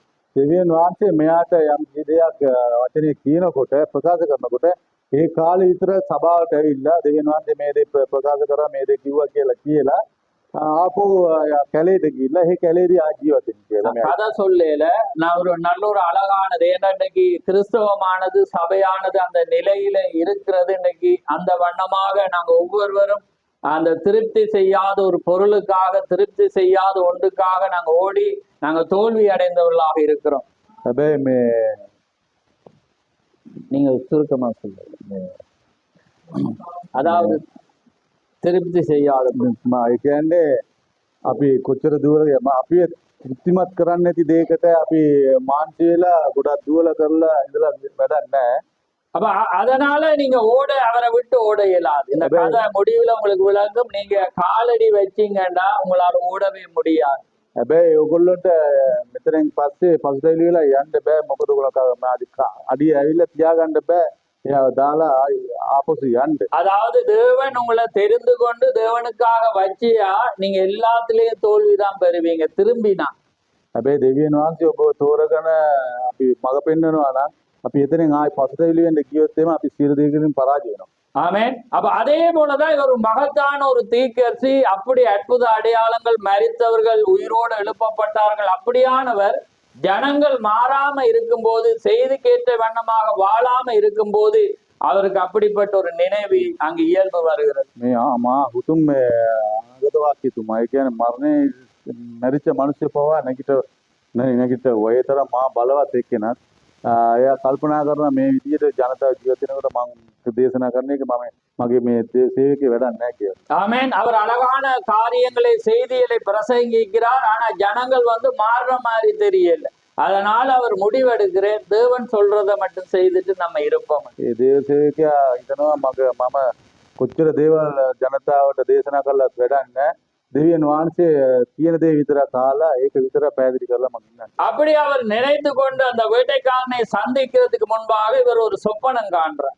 ඒ වගේ මෙයා හිතලා මේ අර දඩයන්කාර මිනිස්සයා හම්බෙන්න කලින් මෙයා හීනයක් දකිනවා. அப்ப அந்த சொப்பனத்துல அதாவது இவருடைய மைத்துனர் அதாவது அவருடைய மனைவியுடைய தம்பியன் நினைக்கிறேன் அவரை இந்த சொப்பனத்துல காண்றேன். හැබැයි හීනේ දකිනකොට මෙයා දකිනවා එයාගේ භාර්යාවගේ මල්ලි. ඒ කියන්නේ මෙයාගේ මස්සිනාව දකිනවා. அதுல நான் விவரப்படுத்துறேன்னா சில வேளையில அந்த ஒரு காரியம் உங்களுக்கு உதவியா இருக்கும். පැහැදිලි කරන්නේ ඒ දේත් වලට මාකර ප්‍රයෝජනයක් වෙයි. ஏன்னா பரிசுத்த ஆவியானவர் பேசும்போது யாராவது ஒருவருக்கு ஒரு காரியம் அங்கே பிரயோசனப்படும். බුද්ධාත්මයන් වහන්සේ කතා කරනකොට කාට හරි එක්කෙනෙකුට මොනවා හරි පොඩි දෙයක් හරි ප්‍රයෝජනයක් වෙනවා. அவன் எப்படிப்பட்டவன் என்றால் එයා මොනවා හරි කෙනෙක් කිව්වොත් அவனுடைய தகப்பனானவர் கர்த்தருக்குள்ளாக வாழ்ந்த ஒரு மனிதர். அவர் பாடலை அருமையான பாடல் அதை சொல்லுறார். ஒரு பாடலை இயற்றி அவர் எழுதி பாடின ஒரு மகத்தான ஒரு மனிதன் மகிமைக்குள்ளே சென்று விட்டார். හැබැයි ඒ මස්සිනාගේ තාත්තා කෙනෙක් කියන්නේ එයා දෙවියන් වහන්සේ තුල යාපදිරිය ජීවත් වෙච්ච කෙනෙක්. අනිත් එක එයා සින්දු එයා ලියලා එයා ගායනා කරපු කෙනෙක්. එයා දෙවියන් වහන්සේ ළඟට ගියා. அப்படிப்பட்ட அவனுக்கு பிறந்த ஒரு மகன் என்ன செய்யறான் என்றால் பாவத்துக்குள்ளாக நல்ல ஒரு தொழில் கிடைத்து போகிற வேளையிலே முதலாவது ஒரு சிறு குடியை பழகி அப்புறம் பெரிய குடிகாரனாவே மாறிட்டான். ඔය වගේ තාත්තා කෙනෙකුට හම්බෙච්ච මේ පුතා හොඳ විදියට ජීවත් වෙලා හිටියත් එයා රස්සා රැකියාවලට ගිහිල්ලා පොඩ්ඩක් බොන්න පටන් අරන් ඒ සම්පූර්ණ ඉතින් බීමටම එයා යටත්. அப்ப அதனால அவன் ஒரு நாள் பிரனாம்ல சொல்றான், நான் அப்பாவோ இப்படிப்பட்ட ஒரு ஊழியத்தை செய்தவர், நானும் இப்படி இருக்கிறேன், ஆனா எனக்காக நீங்கள் ஜெபியுங்கள். එයා කියන මගේ තාත්තා මගේ පියා මෙච්චර හොඳ ජාපතිරිය ජීවත් වෙච්ච කෙනෙක්. මේ මට ওই ජීවිතේ ජීවත් වෙන්න බෑ. මං වෙන්නේ ඔයගොල්ලෝ යාඥා කරන්න. ஆனால் அவர் அங்கே சொல்லுகிறார், ஆனாலும் அவன் மாறவில்லை. හැබැයි එයා කියන ඒනට එයා වෙනස් වෙන්නේ නැහැ. ஒரு நாள் இவர் அந்த சொப்பனத்துல அவனை காண்றேன். හැබැයි දවසක් හීනේදී මෙයා දකිනවා. அப்ப அந்த அதுக்கு இடையில இவர் என்ன செய்யறாருன்னா ஒரு நல்ல ஒரு உடுப்பை வாங்கி அங்கே தீக்கசி போய் அவனை 63ஆம் ஆண்டு அதாவது இவர் 7 முத்திரைகளை பிரசங்கித்து கொண்டிருக்கிற பாருங்க அந்த காலத்தை நோட் பண்ணி பாருங்க. 63 7 முத்திரைகளை பிரசங்கிக்கிறார். ஆனாலும் இவனை குறிச்ச ஒரு பாரம் இப்படி. அப்ப இவர் என்ன செய்யறாருன்னா ஒரு உடுப்பை எடுத்துக்கொண்டு அவனிடத்துல போறேன், இந்த உடுப்பை நீ அங்கே போட்டுக்கொள், ஏன்னா அவன் ஒரு பரதேசியாக ஒரு கடந்து செல்றான். சாரி මෙයා මොකද කරන්නේ මේ එයාම කියන්නේ මේ ඊනේ දකින්න කලින් මෙයා අමු වෙන්නට යනවා. ඒතර මෙයා ගොඩක් දේවල් දේශනා කරලා තිනා ඒ කාලේ. එතකොට මෙයා ඇඳුම් බැලඳුම් අරගෙන එයා බලන්න යනවා. මොකද මෙයා බැලඳගෙන ඉතපදෙන් කියලා. அப்ப அந்த மனிதன் பாருங்க, இதை பாயிண்ட் பண்ணி கொள்ளுங்க, என்ன ஒரு வேலை தேவைப்படும். அந்த மனிதன் அவன் என்ன செய்யறான்டா சொல்றான், சொரி பிரண்ணா நீர் இந்த உடுப்பை எனக்கு தர வேண்டாம், நீர் அதை எடுத்தா நான் என்ன செய்வேன்டா அதை வித்து நான் குடிப்பேன்ன்றேன். එයා කියනවා මට සමා වෙන්න ගාන්තුමා මම මේ ඇඳුම් පැළඳුම් මේ තෑගි බෝගේ ගත්තොත් එම ආපහු ඒක අරගෙන මම විකුණලා ඒකටත් මම බොනවා කියලා. அப்ப அவர் சொல்றேன், சரி நான் உனக்கு கொஞ்சம் பணமாவது தாரேன், நீ கொஞ்சம் திருந்தி நல்லவனா வாழன்றக்குள்ள. அவர் சொல்ற, சொரி எனக்கு அதுவும் வேணாம், ஏன்னா நான் அதையும் எடுத்து குடிச்சிருவேன். එයා කියනවා එහෙනම් මම පොඩි මුදලක් වාට දෙන්න, ඒකවත් ඔයා ලබාගෙන උන්ට විදියට පොඩ්ඩක් ජීවත් වෙන්න බලන්න කියලා. හැබැයි එයා කියනවා මට සමා වෙන්න ඒකවත් මට එපා, ඒක ගත්තත් මම අනිවාර්යෙන් බොනවා කියලා. அப்ப தீக்கேசி என்ன சொல்றேன்டா இதுல பாயிண்ட் பண்றேன் என்னண்டா, அவன் ஒரு குடிகாரனா இருக்கிறான், காரியம் இருந்தாலும் அவனுக்குள்ள ஒரு நல்ல ஒரு குணம் இருக்கிறதுன்ற. හැබැයි අනාගතයේ තුමා කියන්නේ මෙයා මොනවා කරත් කොහොම තිබුණත් මෙයා හොඳ මිනිස්සෙක්. මොකද මෙයා වැරදි පිළි අරගෙන ஏன்னா உண்மையாக தர்ற ஒரு மனிதன் அவன் அதை உண்மையை ஏற்றுக்கொள்ளுகிறான். ஆனா அவனால விட முடியாம இருக்கு. ஆனா அவன் நேசிக்கிறவங்களுக்கு அவன் நல்லதை சொல்றான். හැබැයි ඒක எப்பயுமே අනාගතයේ තුමා කියන්නේ මෙයාට ඒක අරගෙන ගිහලා බොන්න තිබුණා, ලබා ගන්න තිබුණා, මෙයාට ලැබිච්ච එක. හැබැයි මෙයාගේ හිත හොඳ මිනිස්සෙක් නිසා එයා ඒක පිළිගත්තේ නැහැ. ரைட். அப்ப இப்ப பாருங்க சொப்பனத்துக்கு வரும். அப்ப சொப்பனத்துல காண்றேன் என்னென்றால், දැන් ඊනේ වෙන පොඩ බලමු. அந்த சொப்பனத்துல இவனும் அவரும் என்ன செய்யறாங்கன்னா அலைஞ்சி பரதேசியாக போய் அவங்க ஒரு குளிர் ஏற்படுகிறது. அந்த குளிரில போய் வாங்க குளிர் இடத்துக்கு போறாங்க. ඊනේදී මේගොල්ලෝ දෙන්නා රැක මේ දෙන්න නිකන් අනාථ වෙච්ච අය වගේ ඒගොල්ලෝ යනවා. යනකොට මේ සීතල තැනක් තියෙනවා. அப்ப பாருங்க அதுக்கு முன்பு இந்த மனிதனை பார்க்கிற வேளையில இவன் என்ன செய்யறான், இப்படி குடிச்சு காரியங்களை செய்து இருந்தபடினால இவனுடைய மனைவி இவனை விட்டுட்டு போயிட்டாங்க, பிள்ளைகளும் விட்டு போயிட்டாங்க. இப்ப இவனுக்கு யாருமே பார்க்க இல்ல, ஒரு பரதேசியாக அழிஞ்சு ரோட்டாக குடிச்சு திரிகிறான். මෙයාගේ භාර්යාව මෙයා පිළිගත්තේ නැහැ. මෙයාගේ දරුවෝ කවුරුත් හිටියේ නැහැ. මෙයා බීමත්වයේ සිටින නිසා මෙයා අතල්ලා ඒගොල්ලෝ භාර්යාව දරුවෝ සියලු දෙනා ගියා. මෙයා තනිකඩේක් වෙලා තමයි මෙයා ඉන්නේ. அப்ப தீக்கேசி என்ன செய்யறேன்னா, சொப்பனத்தில் அங்க பாக்குற வேளையில இவருக்கு பயங்கர குளிரா இருக்கிறது. அப்ப அவர் என்ன செய்யறாரு, ஆற்றிக்கொள்ள அங்க தூர பார்க்கக்குள்ள பாத்தீங்கன்னா இந்த குப்பைகளை கொள்ற ஒரு இடம் மாதிரி ஒன்று இருக்கிறது. අනාගත වක්කියතුමා ඔතනදී ඉන්න ගමන් මෙයාට සීතල වැඩි වෙනවා. මෙයා ඈත දිහා බලනවා මේ පොඩ්ඩක් තමන් ප්‍රශ්න කරගන්න කියලා උණුසුම් කරගන්න. அப்ப பாருங்க அந்த பள்ளத்தாக்கு எங்கும் என்ன செய்யற, குப்பையில போட்டு எரித்து கொண்டு இருக்கிறான். එක තැනක දකිනවා මේ කුණු ගොඩ දාලා ඉඳ පුච්චනවා දකිනවා ඒවා.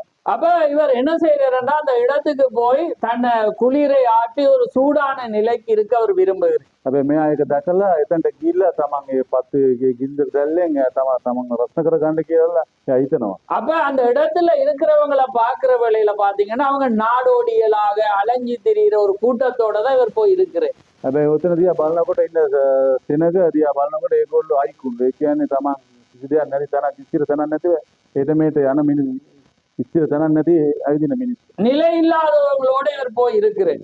ස්ථිරව ජීවත් වෙන නැති මිනිස්සුත් එක්ක තමයි මෙයා ගිහිල්ලා ඉන්නේ. அப்ப இவர் சிந்திக்கிறேன் அந்த சொப்பனத்திலே, ඒතකොට මෙයා කල්පනා කරනවා ඒනේදී அங்கே தேவனுக்குள்ளாக நான் இருக்கும்போது இவ்வளவு அற்புதங்களை செய்தேன், காரியங்களை செய்தேன், இப்படி எல்லாம் இருக்கு, ஆனா நான் இந்த இடத்துல இருக்கிறேனே என்று அவர் சிந்திக்கிறேன். එතකොට එයා එතනදී එයා කල්පනා කරනවා මම ඉතින් දේශනා කරනවා, ඉතින් දේවල් කරනවා, ආස්කම් කරනවා, හැම දෙයක්ම කරනවා. මමත් මේ මිනිස්සුත් එක්ක මමත් කිසි දෙයක් නැති මිනිහෙක් වගේ මෙතන ඇවිල්ලා ඉන්නේ. பாருங்க, அவனும் அந்த அந்த அவர் சொன்ன மைத்துனரும் இவரோடு கூட இருக்கிறான். මෙයාත් ඉන්නවා, එයාගේ මස්සිනත් එයාත් එක්ක ඉන්නවා. அப்ப இருக்கும்போது இந்த சொப்பனத்தை மனைவியிடம் சொல்லுகிறார். මේ හීනය එයාගේ භාර්යාවට මෙයා කියනවා. அப்ப மனைவி சொல்றா, ஒருவேளை அவனுக்கு ஏதாவது ஒரு பிரச்சனையா இருக்குமோ நம்ம அவளை போய் சந்திப்போம். හැබැයි එයාගේ මස්සිනට මාකරි ප්‍රශ්නයක්ද කරදරයක්ද දන්නේ අපි එයා දිහා පොඩ්ඩක් ඔයාගෙන් බලමු කියලා. அப்ப இவங்க இவனை சந்திக்க இருக்கிற வேளையில இப்ப இவங்க கார் ஓட்டி என்ன செய்யறாங்க, இவரும் மகனும் அங்கே போய் கொண்டிருக்கிறாங்க. இவங்களுக்கு நல்ல தித்திரமைக்கு மகனை பார்த்தா பயங்கர நித்திரையில இருக்கிறான். ඒගොල්ලෝ කාර් එක අරගෙන යන ගමන් එයාගේ පුතාත් හොඳ නිින්ද ගිහිල්ලා ඉන්නවා. அப்ப ஒரு சத்தமானது என்னண்டா உள்ள நுழைகிறது. සද්දයක් එනවා. அவர் சொல்றாரு, நீ உன்னுடைய வேலையை நீ தொடர்ந்து செய்ய. ඔයාගේ කරන ඔයාගේ රාජකාරිය දිගටම කරන් යන්න කියලා ඒ වචනේ කියනවා. அப்ப இவர் என்ன செய்யறாருண்டா, நான் அந்த கதையை நான் ஃபுல்லா சொல்லல, நான் அந்த பாயிண்ட்க்கு வர்றதுக்காக சொல்றேன், நேரம் போய் கொண்டிருக்கிறது. ඒ කතාව සම්පූර්ණව කියන්නේ මේ උමනත් කොටස විතරක් ගන්න මම කියන්න. அப்ப அவர் சொல்றது என்னன்னா, உன்னுடைய அந்த உன் திட்டத்தை நிறைவேற்றி கொள்ளன்று. කියනවා ඔයා කරන්න ඉන්න ක්‍රියාව ඔයා කරන්න කියලා. அப்ப அவர் என்ன சொல்றேன்டா, ஆண்டவரே நான் அவ்வாறு இருக்க விரும்பவில்லை என்று இவர் கூறுறேன். එයා කියනවා මම ඒ වගේ ඉන්න මම කැමති නැහැ කියලා. ஏனென்றா அங்கே அவர் சொல்றேன், நான் அந்த திட்டத்துல, ஏன்னா தேவன் சொன்ன உன்னுடைய வேலையை என்ன தொடர்ந்து செய்யறதுக்குள்ள இவருக்கு விருப்பம் இல்லை. இப்படியான ஜனத்தை பார்க்கக்குள்ள இவருக்கு கஷ்டமா இருக்கு. එයාට කැමති නැහැ මේ වගේ කෙනෙක්. ඒ කියන්නේ කවුරුත් නැති නේ අනාථ වෙච්ච මිනිස්සු ළඟට ගිහිල්ලා දෙයක් කරන්න එයා කැමති නැහැ. அப்ப அவர் சொல்றார், உண்ட மனைவி உன்னை விட்டு ஓடி போயிடுவார். එතකොට දෙවියන් වහන්සේ කියනවා ඔයාගේ භාර්යාව ඔයාව දාලා යනවා කියලා. பாருங்க, விளங்குதா? இவர் என்னத்துக்கு அங்க காட்டுக்கு போய் வாழ விரும்புறே, மனைவியோட என்ன காரியங்களை செய்ய சொல்ற, உண்ட மனைவி உன்னை விட்டு என்ன செய்ய, நீ அவையோட வாழ விரும்புறா, அவ உன்னை விட்டு என்ன செஞ்சிருவா, ஓடி போயிடுவான். එතකොට දෙවියන් වහන්සේ කියනවා ඔයා භාර්යාවත් එක්ක ගිහිල්ලා කැලේ ජීවිත වෙනවා හිතන් ඉන්නේ. හැබැයි ඔයා දාලා ඔයාගේ භාර්යාවත් යනවා කියලා. அப்ப தேவன் சொல்றார், அவள் இம்மாதிரியான மலைகளில் வாழ விரும்ப மாட்டாள். சொப்பன நீ எவ்வாறு ஒரு தேசத்திலேயே ஆவா என்று காண்பித்ததோ அவ்வாறே நீ ஆவா என்று கூறினான். හැබැයි දෙවියන් වහන්සේ කියනවා ඔයා මේ හීනේදී දැක්කේ දෙයක් මොකද්ද? ඒ වගේම තමයි ඔයාගේ භාර්යාව කැමති නැහැ කඳු කරක් වලට ගිහිල්ලා ජීවත් වෙන්න. ඔයාට ඒ වගේම තමයි සිද්ධ වෙන්නේ. ஆமென். பாருங்க, வேண்டாம் அந்த அவனை காட்டுறேன். ஏன்னா அவனுக்கு என்ன நினைச்சு, சரியான நிலையில் இல்லாதபடி அவனோட மனைவி ஓடிட்டா, பிள்ளைகள் ஓடி இப்ப ரோட்டா திரியுது. அதே மாதிரி சொப்பனத்திலையும் காட்டுறேன். என்ன செய்யற, நாடோடி கூட்டத்தோட போய் அங்க இருக்கிறேன். ඒක තමයි හීනේදී මෙයා පෙන්නුම් කරනවා එයාගේ මස්සිනත් ඒ වගේම තමයි තමන්ගේ භාර්යාව දරුවෝ කවුරුත් නැතුව අනාථ වෙච්ච අනාථ වෙලා ඉන්නවා. ඒ වගේම මෙයාත් ඒ වගේ තැනක මෙයා ඉන්නවා. ඒ වගේම තමයි මෙයාට සිද්ධ වෙන්න යන්නේ කියලා පෙන්නනවා. ஆமென். விளங்குறா உங்களுக்கு இன்ட்ரெஸ்டா இருக்கிறீங்க. ஏண்டா இது ஒரு ஆழம். ஏண்டா நீங்க தேவனுக்காக வந்தீங்கன்னா இதுதான் பாதையா இருக்கிறது. ஏண்டா யாரும் அவர் சொல்ற என்ன யாரும் நம்புறாங்க இல்ல. දෙවියන් වහන්සේ තුල ඔයගොල්ලන් එනවා නම් ඔයගොල්ලන්ට මේක තමයි ඒ කියන්නේ මාව කවුරුත් විශ්වාස කරන්නේ නැහැ කියලා. அவர் சொல்ற எனக்காக யாரும் நிக்கிற மாதிரி தெரியலன்னு வேதனை அடைகிறேன். ஏன்னா இப்படி ஒரு ஊழியத்துல வரக்குள்ள யாரும் அவரை நேசிக்காத நிலை வரும். ஆமென். මේ වගේ ඒ කියන්නේ සේවයට මේක මෙයා ඇවිල්ලා මෙයා කල්පනා කරනවා මං වෙන්නේ ඉන්න මා විශ්වාස කරනවත් කවුරුත් නැහැ කියලා එයා හිතනවා අනාගත වගතුමා. ஏன்னா ஜனங்கள் அவருக்காக நிப்பாங்க அவரை நேசிப்பாங்கன்னு நினைக்கக்குள்ள பாத்தீங்கன்னா அது எதிர்மறையாக இருக்கும்போது இவருக்கு ஒரு வேதனை வருது. මේ අනාගත වගතුමා ඒ සේවයකට ඇවිල්ලා එයා සේවය කරන් යනකොට එයාට උදව්වට අර මේ කවුරුත් නැති වෙනකොට එයා ගොඩක් දුක් වෙනවා. அப்ப அதே போலதான் உங்களோட வாழ்க்கையிலும் ஏண்டா நீங்க ஒரு லீலி புஷ்பமாக இருந்தா உங்களுக்கும் அதே ஒரு நிலைதான் அங்க இருக்கும். ஆமென். අපිටත් ඒ වගේම තමයි සිද්ධ වෙන්නේ. අපිත් ලිලි පුෂ්පම් කියන්නේ මලක් වෙනවා න මලක් වගේ අපි ඉන්නවා නම් අපිට ඒ වගේ දේ තමයි අපිට සිද්ධ වෙන්නේ. ஆமென். நீங்கள் உணர்வீர்கள் நான் தனியாக இருக்கிறேன் என்ற ஒரு எண்ணம் உங்களுக்கு வரும். ඕගොල්ලොත් හිතන වෙලාවකට අපි තනියෙන් ඉන්නේ කියලා. உங்களுக்கு அந்த வண்ணமாக ஒரு நிலை அங்கே வரும். எதிலையும் ஒரு திருப்தி இல்லாத ஒரு நிலை வரும். ஏனென்றால் இந்த பூமியில உங்களை திருப்திப்படுத்த எதுவுமே இயலாது.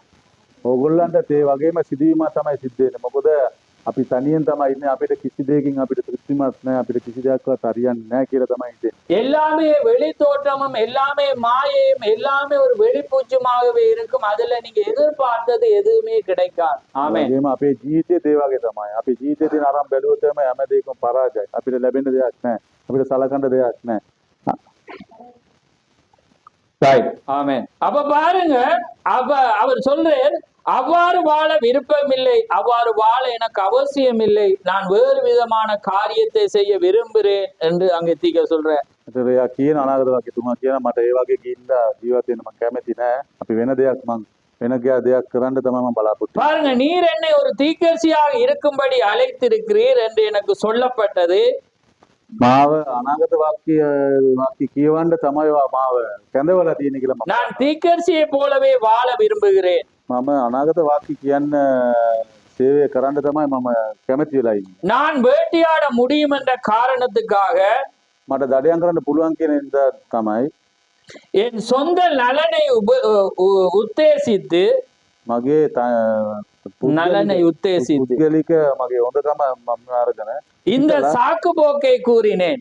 මේ කාරණාවල් කිව්වේ. ஏன்னா இவருக்கு வேட்டையாட தெரியும், காரியம் ஜனத்துல சூழலை பார்த்துட்டு அவர் என்ன சொல்றேன், நான் போயிட்டு அந்தந்த நேரத்துல மட்டும் வர விரும்புறேன். මෙයාට දඩයන් කරන්න පුළුවන් ඒ ජීවිතයට පුළුවන් නිසා තමයි මෙයා ජනතාදිය බලලා කියන්නේ මං යන්න ඒ එන්න ඕන අවස්ථාවලට විතර මං ඇවිල්ලා යන්නේ. அப்ப பாருங்க, இந்த தேவன் அவரோட வந்து ஒரு மனிதன் அவரோட பேசுற மாதிரி அங்க பேசி கொண்டிருக்கிறேன். ஆமென். දෙවියන් වහන්සේ යේසුස් වහන්සේ මේ අනාගත වාක්‍යතුමාත් එක්ක සාමාන්‍ය මිනිස්සෙක් කතා කරන විදිහට තමයි කතා කරන්නේ. ஏனென்றால் அப்படிப்பட்டவர் தான் நம்முடைய தேவனாய் இருக்கிறார்.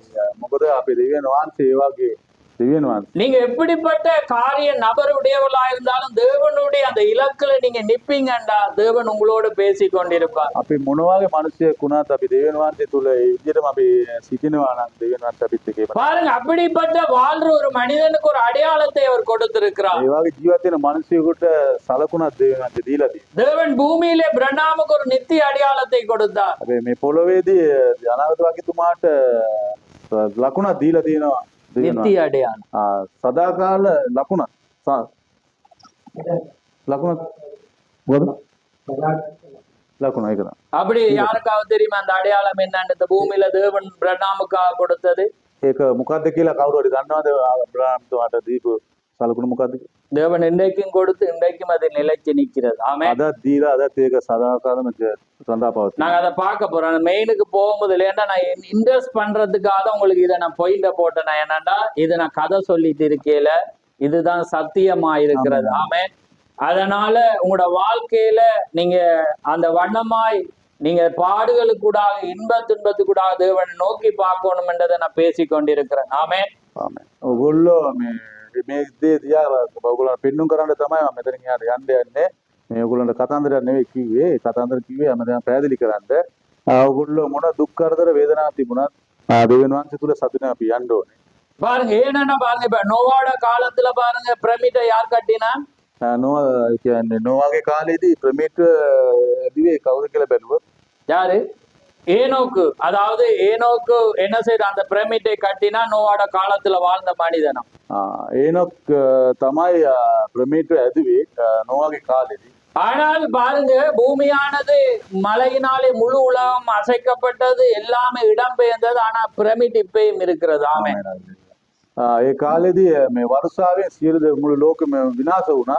හැම දෙයක්ම වෙන වෙන විදියට වෙනස් වුණා. ඒ වුණාට ප්‍රමිට් කියන එක ඒක ඒ විදියම අදත් සිටිනවා. இன்றைக்கும் அது இருக்கிறது. விஞ்ஞானமும் அது எத்தனை கால உட்பட்டது என்று அவங்களும் சரியாக சொல்றாங்க. பாருங்க அப்படி பார்க்க போக்குள்ள நோவாட காலத்துல முழு உலகமும் ஒரு என்ன செய்தது? சாய்ஞ்சிருக்கு. உலகமே எல்லாமே ஒரு நிலையை மாறினது, எல்லாமே மாத்தின. ஆனா பிரமிட் பாருங்க அசையே இல்லாம. அது ஏனண்டா அது தேவனுடைய அடையாளம், நித்திய அடையாளமா இருக்கிறது. නොවාගේ කාලේදී සියලු දේම වෙනස් වුණා. මේ පොළොවම සම්පූර්ණ විනාශ වුණා. හැබැයි මේ ප්‍රමිට් අද දෙවියන් වහන්සේගේ සලකුණක් ඇටියට අදත් එයා තබා තියෙනවා ඒ විදියම. ஆமென். அப்ப அதே போல பாருங்க கர்த்தருக்காக அவருடைய பாதையை தெரிஞ்சு போற ஒரு மனிதனுக்காக அவர் எதையும் செய்வார். இத வாசிக்கும் போது நானும் அப்படி ஒரு காரியத்துல இருக்கணும் என்று வாஞ்சி வந்தது. ஆமென். දෙවියන් වහන්සේ තුල යන මාර්ගයේ යන මිනිසුන්ට මොන දෙයක් කරත් ඒක එයා ඒ විදිහටම කරනවා. அதே போலதான் உங்களுக்கும் வரணும். ஏனென்றா நீங்க தேவனுக்காக நடந்த தேவன் உங்களுக்காக எதையும் அவர் செய்வார். ஆமென். ඔයගොල්ලෝ ඒ වගේම තමයි ඉතලා ජීවත් වෙන්න ඕනේ. ඒ වගේම දේවල් දෙවියන් වහන්සේ ඔයගොල්ලන්ටත් කරනවා. அவர் நித்தியமானதை அவர் ஏற்கனவே வாக்கு கொடுத்திருக்க, நித்திய ஜீவனே அவர் தந்திருக்க, அழியாதது. அதே நேரத்துல நீங்க எதையாவது விரும்பிங்கண்டா உங்களோடு கூட உங்களுக்காக தருவார். ஆமென். දෙවියන් වහන්සේ සඳහන් කරලා තියෙනවා සදාකාල ජීවනය අපිට ලබා දෙනවා කියලා. ඒක ලබා දී තියෙනවා. ஏன்னா அவர் அங்கே பரலோகம் போக முடியாது என்று சொன்ன காரியத்திலே தேவன் குதிரையை கூட அவருக்கு அங்கே காண்பித்தார். ஆமென். ஏன்னா அதுதான் தேவனா இருக்கிறார். ஆமென். සදාකාල ජීවිතේ දෙවියන් වහන්සේගේ රාජ්‍යයට යන්නේ නැහැ කියලා කිව්වට අස්පයා පවා පෙන්නුම් කරලා තියෙනවා. මැරිච් අස්පයා එතන ඉන්නවා කියලා. ஆமென். ஏனென்றா அதுதான் தேவனா இருக்கிறார், அதுதான் அவருடைய அன்பா இருக்கிறது. இந்த அன்பெல்லாம் மாறி போகும். ஆமென். දෙවියන් වහන්සේ කියන්නේ දෙවියන් වහන්සේගේ ආදරය කියන්නේ ප්‍රේමය කියන්නේ කවදාවත් වෙනස් වෙන්නේ නැහැ. සදාකාල මේක පවතිනවා. அது ஒருபோதும் மாறாது. நீங்க தான் மாறுவீங்க. நீங்க எப்படி வேகமா போவீங்களோ அது குறைஞ்சி போகும். ஆனா தேவன் எப்பயுமே உங்களை நேசித்து கொண்டிருப்பார். දෙවියන් වහන්සේගේ ප්‍රේමය කියන්නේ කවදාවත් අඩු වෙන්නේ නැහැ. ඕගොල්ලෝගේ දේවල් ඔගොල්ලෝගේ ක්‍රියාවල අඩු වෙගෙන හැම දෙයක්ම යන්න ප්‍රේමනාට දෙවියන් වහන්සේ ඒ ප්‍රේම ඒ විදියම තමයි. நீங்க பிளவிட்டாலும் அவர் உங்களை தேடிட்டே இருப்பார், உங்களை திறத்திட்டே இருப்பார். ஆனா மனிதனோ என்ன செய்ய, ஒரு பிழை செய்தா எங்களை விரோதியா பாப்பா, அன்பு செலுத்த மாட்டான், அரவணைக்க மாட்டான். ஆனா தேவன் அப்படி இல்லை. தேவன் எங்களை தேடிட்டே இருப்பார். ஆமென். දෙවියන් වහන්සේ අපි මොන වැරදක් කරත් අපිට අපි ආක දාන්නේ නැහැ. අපි දාලා යන්නෙත් නැහැ.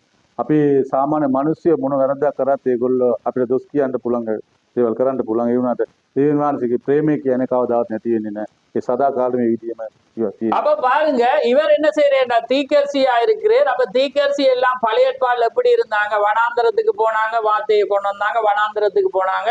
இப்ப இவர் சொல்ற நீர் என்னப்பா தீக்கர்சியா? අනාගත වාක්‍යතුමාලා කියන්නේ ඒගොල්ලෝ ඒ කාලේ ඉන්න කාලෙදී ඒගොල්ලෝ වනාන්තරයට ගියා, ආය ආවා, ආය ගියා, ඉස්තිය තැනක ඒගොල්ලෝ හිටියේ නැහැ. එතකොට මේ අබ්‍රාහම් මම තේ වගේ මම අනාගත වාක්‍යතුමා කියලා.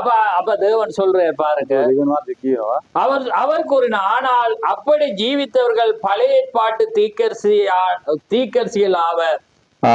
දෙවියන් වහන්සේ කියනවා ඒ වගේ ජීවත් වෙච්ච අය පරණ ගිවිසුම් කාලෙදි ජීවත් වෙච්ච අය.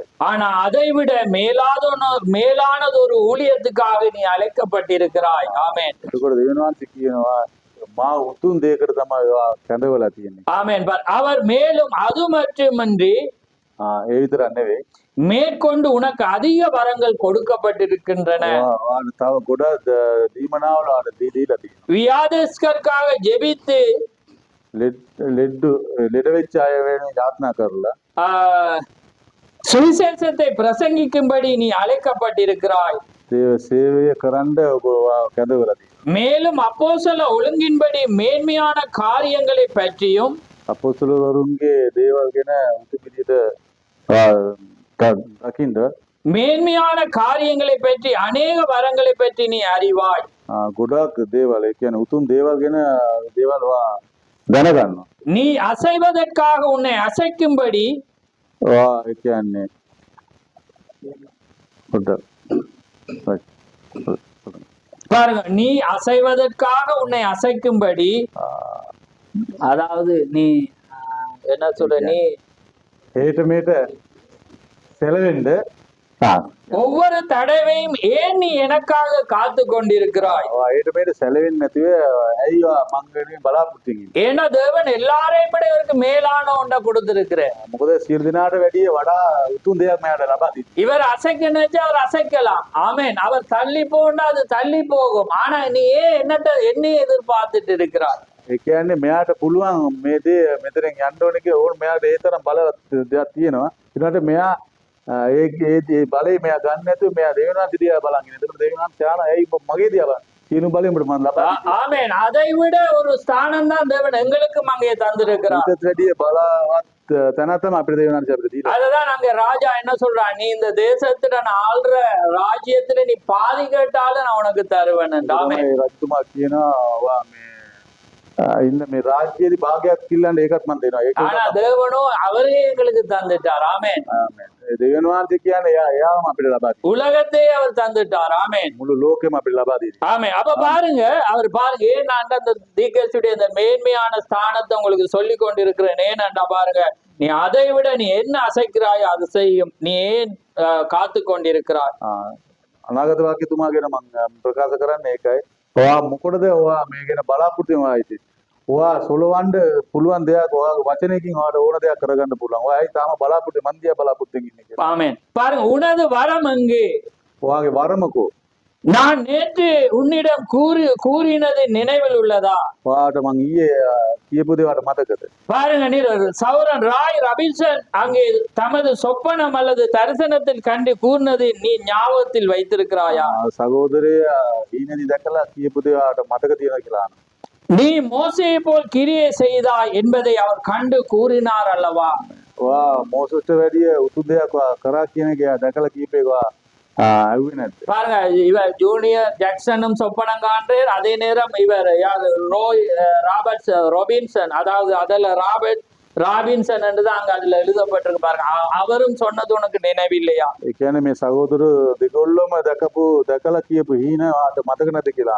ஏன்னா அவர் சொல்றாரு, இந்த அவருடைய சொப்பனத்தை பார்த்து உனக்கு மூசைக்குரிய காரியத்தை போல ஊழியம் இருக்குன்னு அவர் சொல்றாரு. දෙවියන් වහන්සේ කියනවා ඔයාට මේ මෝසස්තුමාට වැඩිය බලවත් සේවයක් ඔයාට තියෙනවා කියන එක. அப்ப பாருங்க, ஞாபகத்தை வச்சுக்கா, நீ மோசையை போல் கிரியை செய்தா என்பதை அவர் கண்டு கூறினார் அல்லவா? ඔයා මෝසස්ට වැඩිය උතුම් බලවත් දෙයක් කරා කියන එක කිව්වේ නැද්ද කියලා. பார், உனது ஜனங்களின் மேல் நீ வைத்திருந்த அனுதாபத்தை உணர்வை நீ மறந்து விட்டாய். ඔයාගේ මේ ජනතාව වෙනුවෙන් ඔයා කැප වෙලා හිටපු දේ ඔයාට අමතක වුණාද කියලා. நான் உன்னை அழைத்தவை நீ மறந்து விட்டாய். ඔයාම කැඳවපු දේ කැඳවුවේ මොකද කියලා ඔයා අමතක කරාද කියලා. நீ வியாதியஸ்தர் கிடக்கும்படி நான் அப்படியே விட்டு விட்டேன்.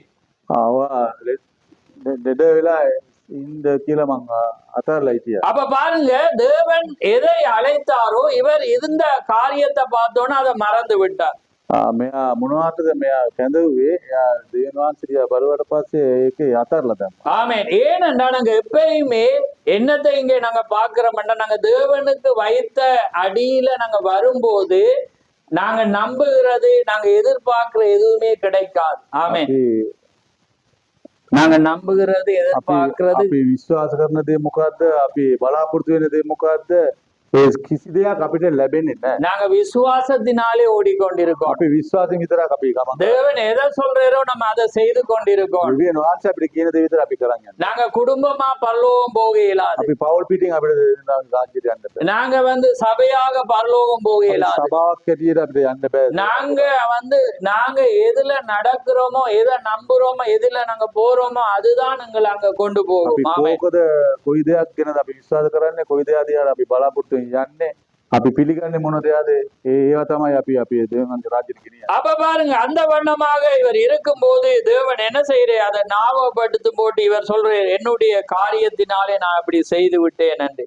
මෙයා මේ විදිහට ඉන්නකොට දෙවියන් වහන්සේ සියලු දේ මතක් කරලා දෙනකොට මෙයා කියනවා මං අමතක වෙලා මම මේ හිටියා මෙච්චර කාලෙ හිටියා කියලා. ஆமென். அதனால அவர் ஏற்கனவே ஒன்றை சொல்றாரு பாருங்க. அவர் சொல்றாரு, இதுல ஒரு பாயிண்ட் இருக்கு பாருங்க. இடுக்கமான பாதையையும் கடினமான பாதையை நீ தெரிந்து கொண்டாய். කියන්නේ ගොඩාක් කෙටි මාර්ගයක් ඔයා තෝරාගත්තා. பாருங்க, இதுல சொல்ற பாருங்க, குறுகியமான கடினமான பாதையை நீ தெரிந்து கொண்டிருக்கிறபடியால் ඔයා පටු මාර්ගයක් ඔයා තෝරාගෙන සිටින නිසා உனது தேர்வின்படியே ඔයාගේ තෝරා ගැනීම වෙනුවෙන් நீ நடந்து கொண்டிருக்கிறாய். ඔයාගේ ගමන යනවා. ஆனால் நீ துல்லியமான சரியான வழியை நீ தெரிந்து கொண்டிருக்கிறாய். හැබැයි ඔයා හරි දේ ඔයා තෝරගෙන තිබෙනවා. அது என்னுடைய வழியா இருக்கிறது. ඒක මගේ මාර්ගය. அப்ப தேவன் என்ன சொல்றேன்டா, இது கடினமானது காரியம், ஆனா அது என்னுடைய வழி என்று. දෙවියන් කියනවා මේක ගොඩාක් පටු හරි වේදනාකාර ජීවිතයක්. හැබැයි ඒක මගේ මම කැමති දේ ඒක තෝරගෙන තියෙනවා. ஆனா நாங்க என்ன செய்யறோம்னா அந்த கடினமான வழியை தெரிந்து கொள்றதே இல்லை. හැබැයි අපි ඒ වගේ අමාරු කරදරකාරී ජීවිතය අපි තෝරාගන්නේ නැහැ. நாங்க தேவன் வைத்த பாடு இதுலயே நான் நடந்து கொண்டு தேவனை அடையணும் என்று நாங்க யாரும் விரும்புறது இல்லை. දෙවියන් වහන්සේට අපිට දීලා තියෙන මේ මාර්ගයෙන් අපි යන්න ඕනේ කියලා අපි හිතන්නේ නැහැ. நாங்க இந்த உலகத்துல நாங்க மற்றவர்களை போல இருக்கணும், நாங்க கஷ்டப்படுத்தாம காரியங்களை செய்யாம இருக்கணும் என்று நாங்க விரும்புகிறோம். හැබැයි අපි හිතන්නේ අනිත් මිනිස්සු කොච්චර හොඳට ඉන්නවද අපි ඒ විදිහට ජීවත් වෙන මේ මොකද කරදරින් වලින් අපි ජීවත් වෙන්න බෑ කියලා. ஆனா நீங்க தேவனுக்கு என்று நடந்தா தேவன் ஒரு காரியத்தை செய்வார். அதுதான் செய்தியா இருக்கிறது. හැබැයි ඕගොල්ලෝ දෙවියන් වහන්සේ විශ්වාස කළ එක තෝරගත්තොත් එimhe දෙවියන් වහන්සේ ඕගොල්ලෝ මොකක් ක්‍රියාවක් අනිවාර්යයෙන්ම කරනවා. அப்ப அவர் என்ன செய்யறாருண்டா, அந்த வண்ணமாய் அவர் என்ன சொல்றார், நீ முக்கியத்துவம் வாய்ந்த இந்த தீர்மானத்தை செய்தபடினாலே එයා කියනවා ඔයා මේ ගොඩාක් පටින දෙයක් උවමනා දෙයක් ඔයා කරපු නිසා பரலோகத்திலே பெரும்பகுதி உன்னை எதிர்பார்த்து கொண்டிருக்கிறது. හැබැයි දෙවියන් වහන්සේගේ රාජ්‍යයේදී මේ දිහා බලාගෙන සිටිනවා කියලා. பாருங்க, என்ன மகிமையான ஒரு தீர்மானம். ඒ මොන තරම් මහත් උතුම් දෙයක්ද. பாருங்க, எப்படிப்பட்ட ஒரு தெய்வீக அன்பிலே அது கொண்டு வருகிறதா இருக்கிறது. මොන තරම් හොඳ දෙවියන් වහන්සේගේ ප්‍රේමයෙන් මේක ගේනවා. அப்ப அப்படி அவர் என்ன செய்யறாருண்டா, அங்கே வருகிற வேளையில ඒ වගේ තැනකට එනකොට அப்ப தேவன் அந்த காருக்குள்ள அவர் பேசுகிறார். ඒ කාර් එක ඇතුළට ඇවිල්ලා දෙවියන් වහන්සේ කතා කරනවා. அப்ப இவர் திடீரென்று எழுப்பி போட்டு திடீரென்று ஒரு கார் சுயநினைவுக்கு வந்து මෙයා එකපාරට කියන්නේ තමන්ගේ මේ හරි මේවා එකට ඇවිල්ලා அங்கே பில்லி போல பார்த்து அவர் என்ன செய்யறாருண்டா, தட்டி கேட்கிறார். பார்த்தா அவன் நல்ல நித்திரையாக இருக்கிறான். පුතා දිහා බලලා ඇවිල්ලා එයා තට්ටු කරලා බලනවා එයා හොඳට නේ. அப்ப திடீரென்று எழுப்பி கேட்கிற, நீ ஏதாவது என்னோட கதைச்சிட்டு வந்தியான்னு. එතකොට එයා අඬගාලා ආනවා මේවා මගෙත් එක්ක මාතරේ කතා කරගෙන ආවත් කියලා. அப்ப அவன் சொல்றான், நான் இல்ல, நான் ஒன்றுமே கேட்கல, நான் நல்ல நித்திரையா එයා இருக்கிறேன். කියනවා නෑ මම මොකක්ද කතා කරේ මම හොඳටම නිදාගෙන න්යාය නිතරලා කියලා. அப்ப தேவன் திரும்பமாக அங்கே பேசுகிறார். දෙවියන් වහන්සේ ආපහු කතා කරනවා. அப்ப அவர் சொல்றேன், நான் உனக்கு ஒரு நித்திய அடையாளத்தை நான் கொடுப்பேன். ඔයාට සදාකාල ලකුණක් මම ඔයාට දෙනවා කියලා දෙවියන් වහන්සේ ආපහු කතා කරලා කියනවා. அப்ப பாருங்க, அதை அவர் மீண்டும் அங்கே கூறினார். හැබැයි ඒක ආපහු දෙවියන් වහන්සේ පවතුනා. அப்ப அவர் சொல்ல, நீ இருக்கும் இடத்திலிருந்து மேற்கை நோக்கி பார். හැබැයි ඔයා ඉන්න තැන ඉඳන් ඔයා නැගණීර දිහාට බලන්න. ஆகவே அவர் அங்கே பார்க்கும்போது பாத்தீங்கன்னா ஒரு மலைப்பாங்கான ஒரு இடம் அங்கே இருக்கிறது. அதுல பாத்தீங்கன்னா பனி நிறைந்து இருக்கிறது. அந்த மலையானது அங்கே தெரிகிறது. அவர் பார்க்கிறார், நீண்ட தொடரா இருக்கிறது. කඳුකර ප්‍රදේශය මෙයා දකිනවා පින්න වැටිලා තියෙන මා විශාල තැනක් දකිනවා එයා. இததான் நான் முன்னமே சொன்ன மாதிரி அந்த ராய் ராபர்ட்சன் என்ன செய்யறாருன்னா சொல்றேன், இந்த மலையை பார்த்து தான் அவர் என்ன சொல்லி கண்டுட்டு அங்க பார்த்தீரண்டா அந்த மலையில ஏதோ ஒரு எழுத்து எழுதப்பட்டிருக்கிறது. அதே நேரத்துல பாத்தீங்கன்னா இது உன்னுடைய மோசைக்கு ஒத்த ஊழியம் என்று அவர் சொல்றேன். ඒ දිහා බලලා තමයි අර රොබර්ට් රොබින්සන් කියන මෙයාගේ ටික ඉන්න මෙයාගේ සේවකයා කියන්නේ ඒ තැන බලලා දුර දිහා බලනකොට මොකක් හරි වචනයක් ලියවලා තියෙන ලොකුවට ඒක දිහා බලලා තමයි මෙයා කියන්නේ වාගේ සේවයකින්ද මෝසස්ගේ සේවයට වඩා විශාල උතුම් සේවයක් තියෙනවා කියන එක. அப்ப பாருங்க அந்த மலை அவர் பார்க்கிற பனியினாலே மூடப்பட்டிருக்கு. அவர் பார்க்கும்போது அங்கே தொடராகவே அந்த மலை இருக்கிறது. அப்ப பார்க்கிற வேளையில அவர் சொல்ற எனக்கு தெரியவில்லை என்று அவர் அங்கே சொல்லுகிறார். හැබැයි එයා කඳු දිහා බලනකොට ඒක එක දිගටම තියෙන කඳු. ඒ දිහා බලලා මෙයා කියනවා அப்ப தேவன் சொல்றேன் அதை நான் உனக்கு நித்திய அடையாளமாய் கொடுத்திருக்கிறேன். ඒක තමයි මෙයාට සදාකාල ලකුණක් හිටියවා ලබා දී. அப்ப அவர் சொல்றேன் தேவன் பாருங்க சொல்றேன் அதிலே உன் பெயர் எங்கும் எழுதப்பட்டிருக்கிறது. ஆமென். දෙවියන් වහන්සේ කියනවා ඒ කඳුකරේ සියලු තැනම වාගේ නම සඳහන් කරලා තියෙනවා කියලා. அப்ப இவர் என்ன செய்யறாருண்டா திரும்ப முழிச்சிட்டு பாக்குறே 10 மணி ஆகியும் என்ன நடக்குதுண்டா அந்த பில்லி போல் வந்து கார்லயே நல்ல நித்திரையா இருக்கிறான். நீ பேசினியான்றதுக்குள்ள சொல்றா இல்ல நான் பேச இல்லைன்ற.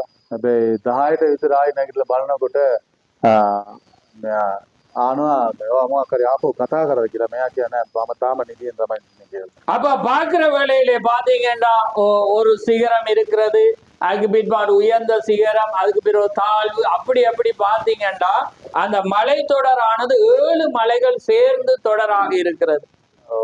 කඳුකර දිහා බලනකොට ඒක කඳු 7ක්. ඒ කියන්නේ එකින් එක පේන්න ඒ කියන්නේ කඳු 7ක් වට කරලා තියෙන එක දකින්න. பாருங்க அப்ப அவர் சொல்றார் அதிலே உன்னுடைய பேர் என்ன, உன்னுடைய எழுத்துக்கள் என்ன, அந்த 7 மலையிலும் உன்னுடைய பேர் எழுதப்பட்டிருக்கிறது. ஆமென்.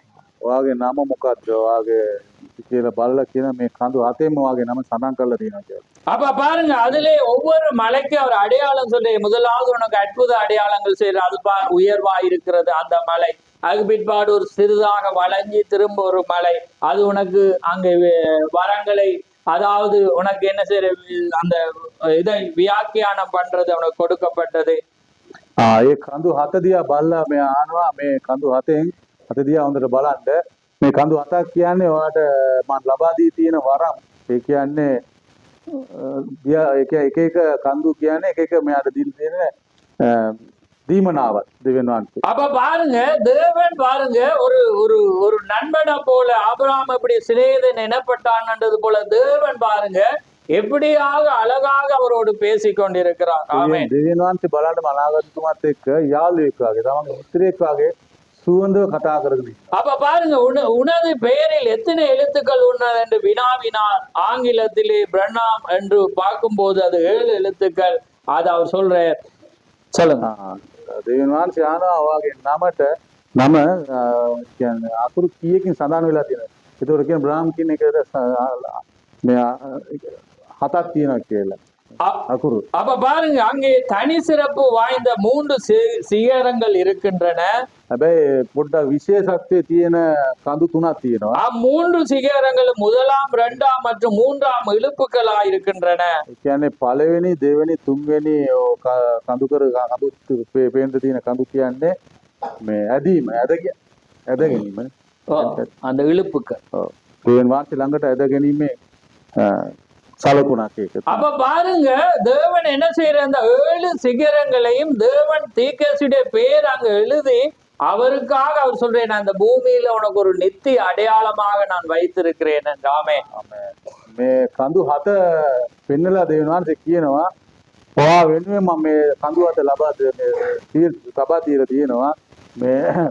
මේක වාට සදා කාලෙටම තියෙන ලකුණක් ඇටිය තමයි මේක මම කියලා තියෙන්නේ. அப்ப பாருங்க தேவன் எப்படி ஒரு மனிதனுக்காக தாண்ட வழியை விட்டு எங்கேயோ போகணும்னு நினைக்கிற ஒரு மனிதனுக்கு அழைத்து ஒரு நித்திய அடையாளத்தை அவர் கொடுப்பாருண்டா அவர் இன்றைக்கும் மாறாதவராய். සාමාන්‍ය ඔබට ඒක තමයි කියන්නේ. සාමාන්‍ය මිනිස්සෙක් ළඟට එවුනත් කියලා මේ කඳු 7 පෙන්නලා මා විශාල දේවල් එයාත් එක්ක සාකච්ඡා කරලා කතා කරලා යාට සලකුණක් ඇටිය ලබා දෙනවා කියන්නේ කොයිතරම් ප්‍රේමවන්ත කෙනෙක්ද. அப்ப பாருங்க தேவன் உங்களை அழைப்பாரண்டா நீங்க எதுவுமே உங்களோட தீர்மானத்துல நடக்கலாம். ඔබ දෙවියන් වහන්සේ කැඳවනවා කියන්නේ මොන දෙයක් කියනවද හිතන්න ඕනේ. தேவன் அழைத்த அழைப்பிலே நீங்க ஓட மட்டும் உங்களோட வாழ்க்கையில தோல்விகள் தான் கிடைக்கும். හැබැයි දෙවියන් වහන්සේ කැඳවපු මාර්ගෙන් යනකොට பராஜய தான் அப்படி லபே. ஆனா நீங்க தேவனுடைய பாதையில கரடான அந்த முரடான அந்த பாதையில நடப்பீர்கள் என்றால் எல்லாமே தேவன் மகிழ்ச்சியாக மாத்துவார். හැබැයි අපි කැඳවපු මේ මාර්ගයේ පටු ගොඩාක් අමාරු මාර්ගයක්. මේ මාර්ගය අපි යනකොට හරි අමාරු ඒ වුණාට අපිට සතුට දේවනාන්ත ලබා දෙන්න. ஏனென்றால் இந்த வாழ்க்கையானது இந்த கிறிஸ்தவ ஜீவியமானது அப்படியான ஒரு வாழ்க்கை தான், அதுதான் நிரந்தரமா இருக்கிறது. හැබැයි ක්‍රිස්තියානි මේ ජීවිතය කියන්නේ අවංක ජීවිතය කියන්නේ මේ වගේ හරි අමාරු කරදරකාරී ජීවිතයක්. ஆமென். ஏனென்றா பாருங்க, நான் அதை பார்க்கும் போதே நான் வியந்தேன். ஏனென்றா அது அவருக்கு எழுதின மலர்ந்து தெரியும், ஆனா அது நித்திய அடையாளம் என்றும் போகும்போது பாருங்க, இன்னைக்கு வானம் பூமி ஒளியும், ஆனா அது அழியாது. ஏனென்றா தேவன் வைத்ததா இருக்கிறது. මම ඒ දිහා බලනකොට කඳු හත මෙයාට සදා කාලෙම සබා තියෙන සලකුණක් ඇටියට එයා පෙන්නනවා. හැබැයි මේ ආසයි පොළොවයි සියලු දේ විනාශ වෙලා ගියත් ඒක කවදාවත් නැති වෙන්නේ නැහැ. ஆமென். பாருங்க, இன்றைக்கு பூமி எச்சி வரலாம், எரிமலை புலம்பலாம், அல்லது உலகமே அழிந்து போலாம், அதை நாங்க மீண்டும் பார்ப்போம். அது அழியாம தேவன் நித்தியமா வைப்பேன் என்று வாக்கு கொடுத்திருக்கிறார். ஆமென். දෙවියන් වහන්සේ කියනවා මේක සදාකාලේ සලකුණක් ඇටියට වගේ ඔයා වෙනුවෙන් මම මේක තබා සිටිනවා කියලා. මේ පොළොව මොන හේතුව මොනද ගිනිකඳු මොන දේවල් භූමිකම්පය ඇති වෙලා විනාශ වෙලා ගියත් හැබැයි අපි කවදාවත් ඒක දේතියව. ஆமென். அந்த 6000 வருஷமாக அன்றைக்கு கட்டின அந்த பிரமிட் இருக்குமானால் අවුරුදු 6000කට පෙර අදපු ඒ ප්‍රමිත අද තියෙනවා කියන්නේ. தேவனுடைய சிருஷ்டிப்பினாலே கைவேலை இல்லாமல் அவருடைய வார்த்தையினாலே உழைக்கப்பட்ட மலையானது எப்படி நிர்மூலமாக முடியும்? ஆமென். මේ ප්‍රමිත කියන්නේ ඕක උච්චර අවුරුදු ගණනාවක් තියෙනවා කියන්නේ දෙවියන් වහන්සේගේ අතින් සාදපු ඔය කඳු හතක් කියන්නේ කොහොමද විනාශ වෙන්නේ? ஆமென். பாருங்க, அது ஏனோக்கு கட்டினான், அது எப்படி கட்டினான் என்று ஆச்சரியப்படுறார்கள். ஆனால் எங்களுக்கு தெரியும் அவன் தான் அதை கட்டினான், ஆனால் எப்படி என்று தெரியும். ஆனால் அது இன்றும் 6000 வருஷம் நிலைத்து நிற்கிறது. ஆமென். ඒනකු ඒක ඇදුවා කියන අපි බලනවා සියලු දෙනා ඒක කියනවා. හැබැයි අවුරුදු 6000ක පෙර සිට අද තාම ඒක තියෙන ඉතිරෝ. ஏனென்றால் அந்த பிரமிட் ஆனது சாதாரணமாக ஒன்றுமே இல்லாமல் அது கட்டப்பட்டது, அது வெளிப்பாடோடு கட்டப்பட்டது. ஆமென். ඒක සාමාන්‍යයෙන් අය හිතලා කරපු දෙයක් නෙවෙයි. ඉදිරියරත් එක්ක තමයි ඒක ගොඩනගලා තියෙන්නේ. பாருங்க, அது என்ன செய்யப்பட்டது? எல்லாமே கட்டி முடிஞ்சு தலைக்கையில் வைக்க இல்லாம போனது. හැබැයි ඕක සියලු දේ அதெல்லாம் ඒකේ මුල්ගල නෙවෙයි. மூலக்கல் இல்ல, தலைக்கல். මුදුන්ගල. தலைக்கல். මුදුන්ගල තබන්න බැරි වුණා. அப்ப பாருங்க, அவங்க என்ன செய்தாங்க? குறிப்பிட்ட காலத்துக்கு பிற்பாடு எத்தனையோ டெலிய பயன்படுத்தி அதை செதுக்கி கொண்டு போட்டாங்க, அதுவும் ஃபெயிலியர் ஆயிடுச்சு. සෑහෙන කාලෙකින් පස්සේ ඒගොල්ලෝ ගුවන් යානාවලින් සියලු දේවල් ඒ වගේ ගොඩක් දේවල් වලින් ඒගොල්ලෝ ගොඩක් උත්සාහ කරා ඒකින් ආපු තියන්න. හැබැයි කරන්න බැරි වුණා. ஏனென்றால் அந்த தலைக்கல்லானது இன்னும் அங்கே வரவில்லை. அது மணவாட்டின் மேல் முதலாவது வரும், அதுக்கு பிற்பாடு பூமியில வரும்போதுதான் அது முற்று பெறுகிறதா இருக்கிறது. ஆமென். හැබැයි මුදුන් ගල තියන්න බෑ. මොකද பாருங்க, 6000 வருஷமாக அந்த மூளைக்கல் அங்கே நிராகரிக்கப்பட்டதுக்கு அடையாளமாக இன்றும் அது எங்கட கண்களுக்கு முன்பாக நிலை நிற்கிறது. ஆமென். අවුරුදු 6000කට පෙර සිට අදත් ඒක ප්‍රතික්ෂේප කරපු නිසා තාම ඒක අපි බලනවා. பாருங்க, அதுக்குள்ள நீங்க பாத்தீங்கன்னா ராஜாக்கு போற அறைகள் இருக்கிறது. அதுல 7 படிக்கல், 7வது படிக்கு போன பிறகுதான் ராஜாக்கு போன எல்லாமே தத்துருவமாக கட்டப்பட்டது. ඒක ඇතුලේ තියෙනවා රජතුමා ගාවට යන්න පුළුවන් පඩිපෙළ 7ක් ඒ වගේ ගොඩාක් ශාලාවක් ඒ සියලු දේ විදියම ඒක ගොඩනගලා තියෙනවා. அதனால்தான் முதலாம் வேதாமானது எங்க எழுதப்பட்டது? පළවෙනි බයිබලේ කොහෙන්ද එළිය? ராசியல் வானத்துல. 2ஆம் வேதாமானது ආසෙදි. දෙවෙනි பிரமிட்டா இருக்கிற 3ஆம் வேதாமானதை நாங்க வைக்கிறது. අපි මේක තුන්වෙනි බයිබලය. ஆமென். அப்ப பாருங்க, ஏனென்றா அது எல்லா வெளிப்பாடையும் தேவன் அதில் அங்க வைத்தார். සියලුම එළිදරව් ප්‍රමිතියෙන් තබා තියෙනවා. ஆமென். அதனாலதான் அது ஒளிந்து போக முடியாது. ஏன் அதே போலதான் இந்த மலை அவர் செய்யும் போது அதுல ஒரு ரெவலேஷன் வெளிப்பாடு இருக்கிறது. அது உலகம் சொன்னா பைத்தியம் என்று, ஆனா நாங்க அதை விசுவாசிக்கிறோம். හැබැයි මේ ප්‍රමිත් කියන්නේ ඒ එළිදරව් කවදාවත් නැති වෙන්නේ නැහැ. ඒ වගේම තමයි මේ කඳු හතත් ඒ වගේ එළිදරව්. හැබැයි මේක අපි ලෝක ජනතාවට කිව්වොත් අපි පිස්සු කියයි. හැබැයි අපි ඒක විශ්වාස කරන් අපි බලන්න. ஆமென். அதனாலே நான் முடிக்க போறேன். ஒரு அழகான ஒரு காரியம் என்று நான் விசுவாசிக்கிறேன். ஏன்னா எனக்கு அது அளவுள்ளதா இருக்கிறது. ஆமென். මම දැන් අවසන් කරන්න යනවා. ඒක මට ගොඩක් අලංකාරමය දේශනාවේ අද අපි බලපු දේ. பாருங்க, தேவன் எப்படிப்பட்ட ஒரு அடையாளத்தை ஒரு மனிதனுக்காக வாழ்ற வேளையில தேவன் கொடுக்கிறார் என்று. මොනතරම් උතුම් දෙයක් දෙවියන් වහන්සේ සලකුණක් ඇටියට අපේ එයාගේ ජනතාවට තබා තියෙනවාද? அதே போலதான் உங்களோட வழி அல்ல, தேவனுடைய வழியில நீங்க நடக்கணும். ඒ අපේ මාර්ගය නෙවෙයි දෙවියන් වහන්සේගේ මාර්ගයෙන් අපි යන්න ඕනේ. ஏனென்றா தீர்க்கதரிசி அதுதான் தேவன் தெரிந்து கொண்ட மணவாட்டியா இருக்கிறார். ඒක තමයි දෙවියන් වහන්සේ කියන්නේ. එයා තෝරාගත්ත මනාලිය එයා තමයි.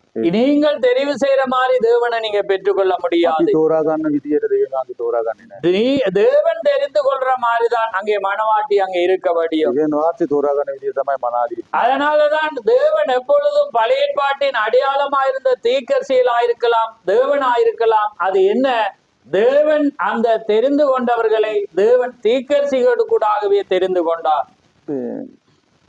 පරණ ගිවිසුමේදී දෙවියන් වහන්සේ තෝරාගෙන කරපු දේවල් අද වෙනකන් අද දෙන. ඒ වගේම තමයි අදත් ඒ තෝරාගෙන අනාගත වාක්‍යතුමාව සියලු දේ මඟ පෙන්වන්න යන්නේ. சரியா? அதாவது தேவன் தெரிவு செய்யற காரியம் எல்லாமே அங்கே தீர்க்கதரிசி தான், அதாவது அந்த மணவாட்டியை தெரிந்து கொள்ளுவான். දෙවියන් වහන්සේ තෝරාගන්න දේ මනාලිය තමයි අනාගත වාක්‍යතුමා. අනාගත වාක්‍යතුමා ස්ථිර කරන්නේ. அவன்தான் மணவாட்டியை தெரிவு செய்வான். අනාගත වාක්‍යතුමා තමයි මනාලිය තෝරාගන්නේ. ஆமென். அதே போலதான் பழைய ஏற்பாடுல பாத்தீங்கன்னா ஈசாக்கு இயேசு கிறிஸ்துக்கு அடையாளமா இருக்கிறான். පරණ ගිවිසුමේදී බලන්නේ ඒක තමයි ඊසාක් ඇවිල්ලා රෙබෙකාව තෝරාගන්නේ කොහොමද කියන්නේ. யார் ஈசாக்கு தெரிவு செய்யவில்லை, ඊසාක් තෝරාගත්තේ නැහැ. ஆனால் ஈசாக்கு எது விருப்பம் என்பதை அங்கே அந்த எலிசேயர் அறிந்திருந்தான்.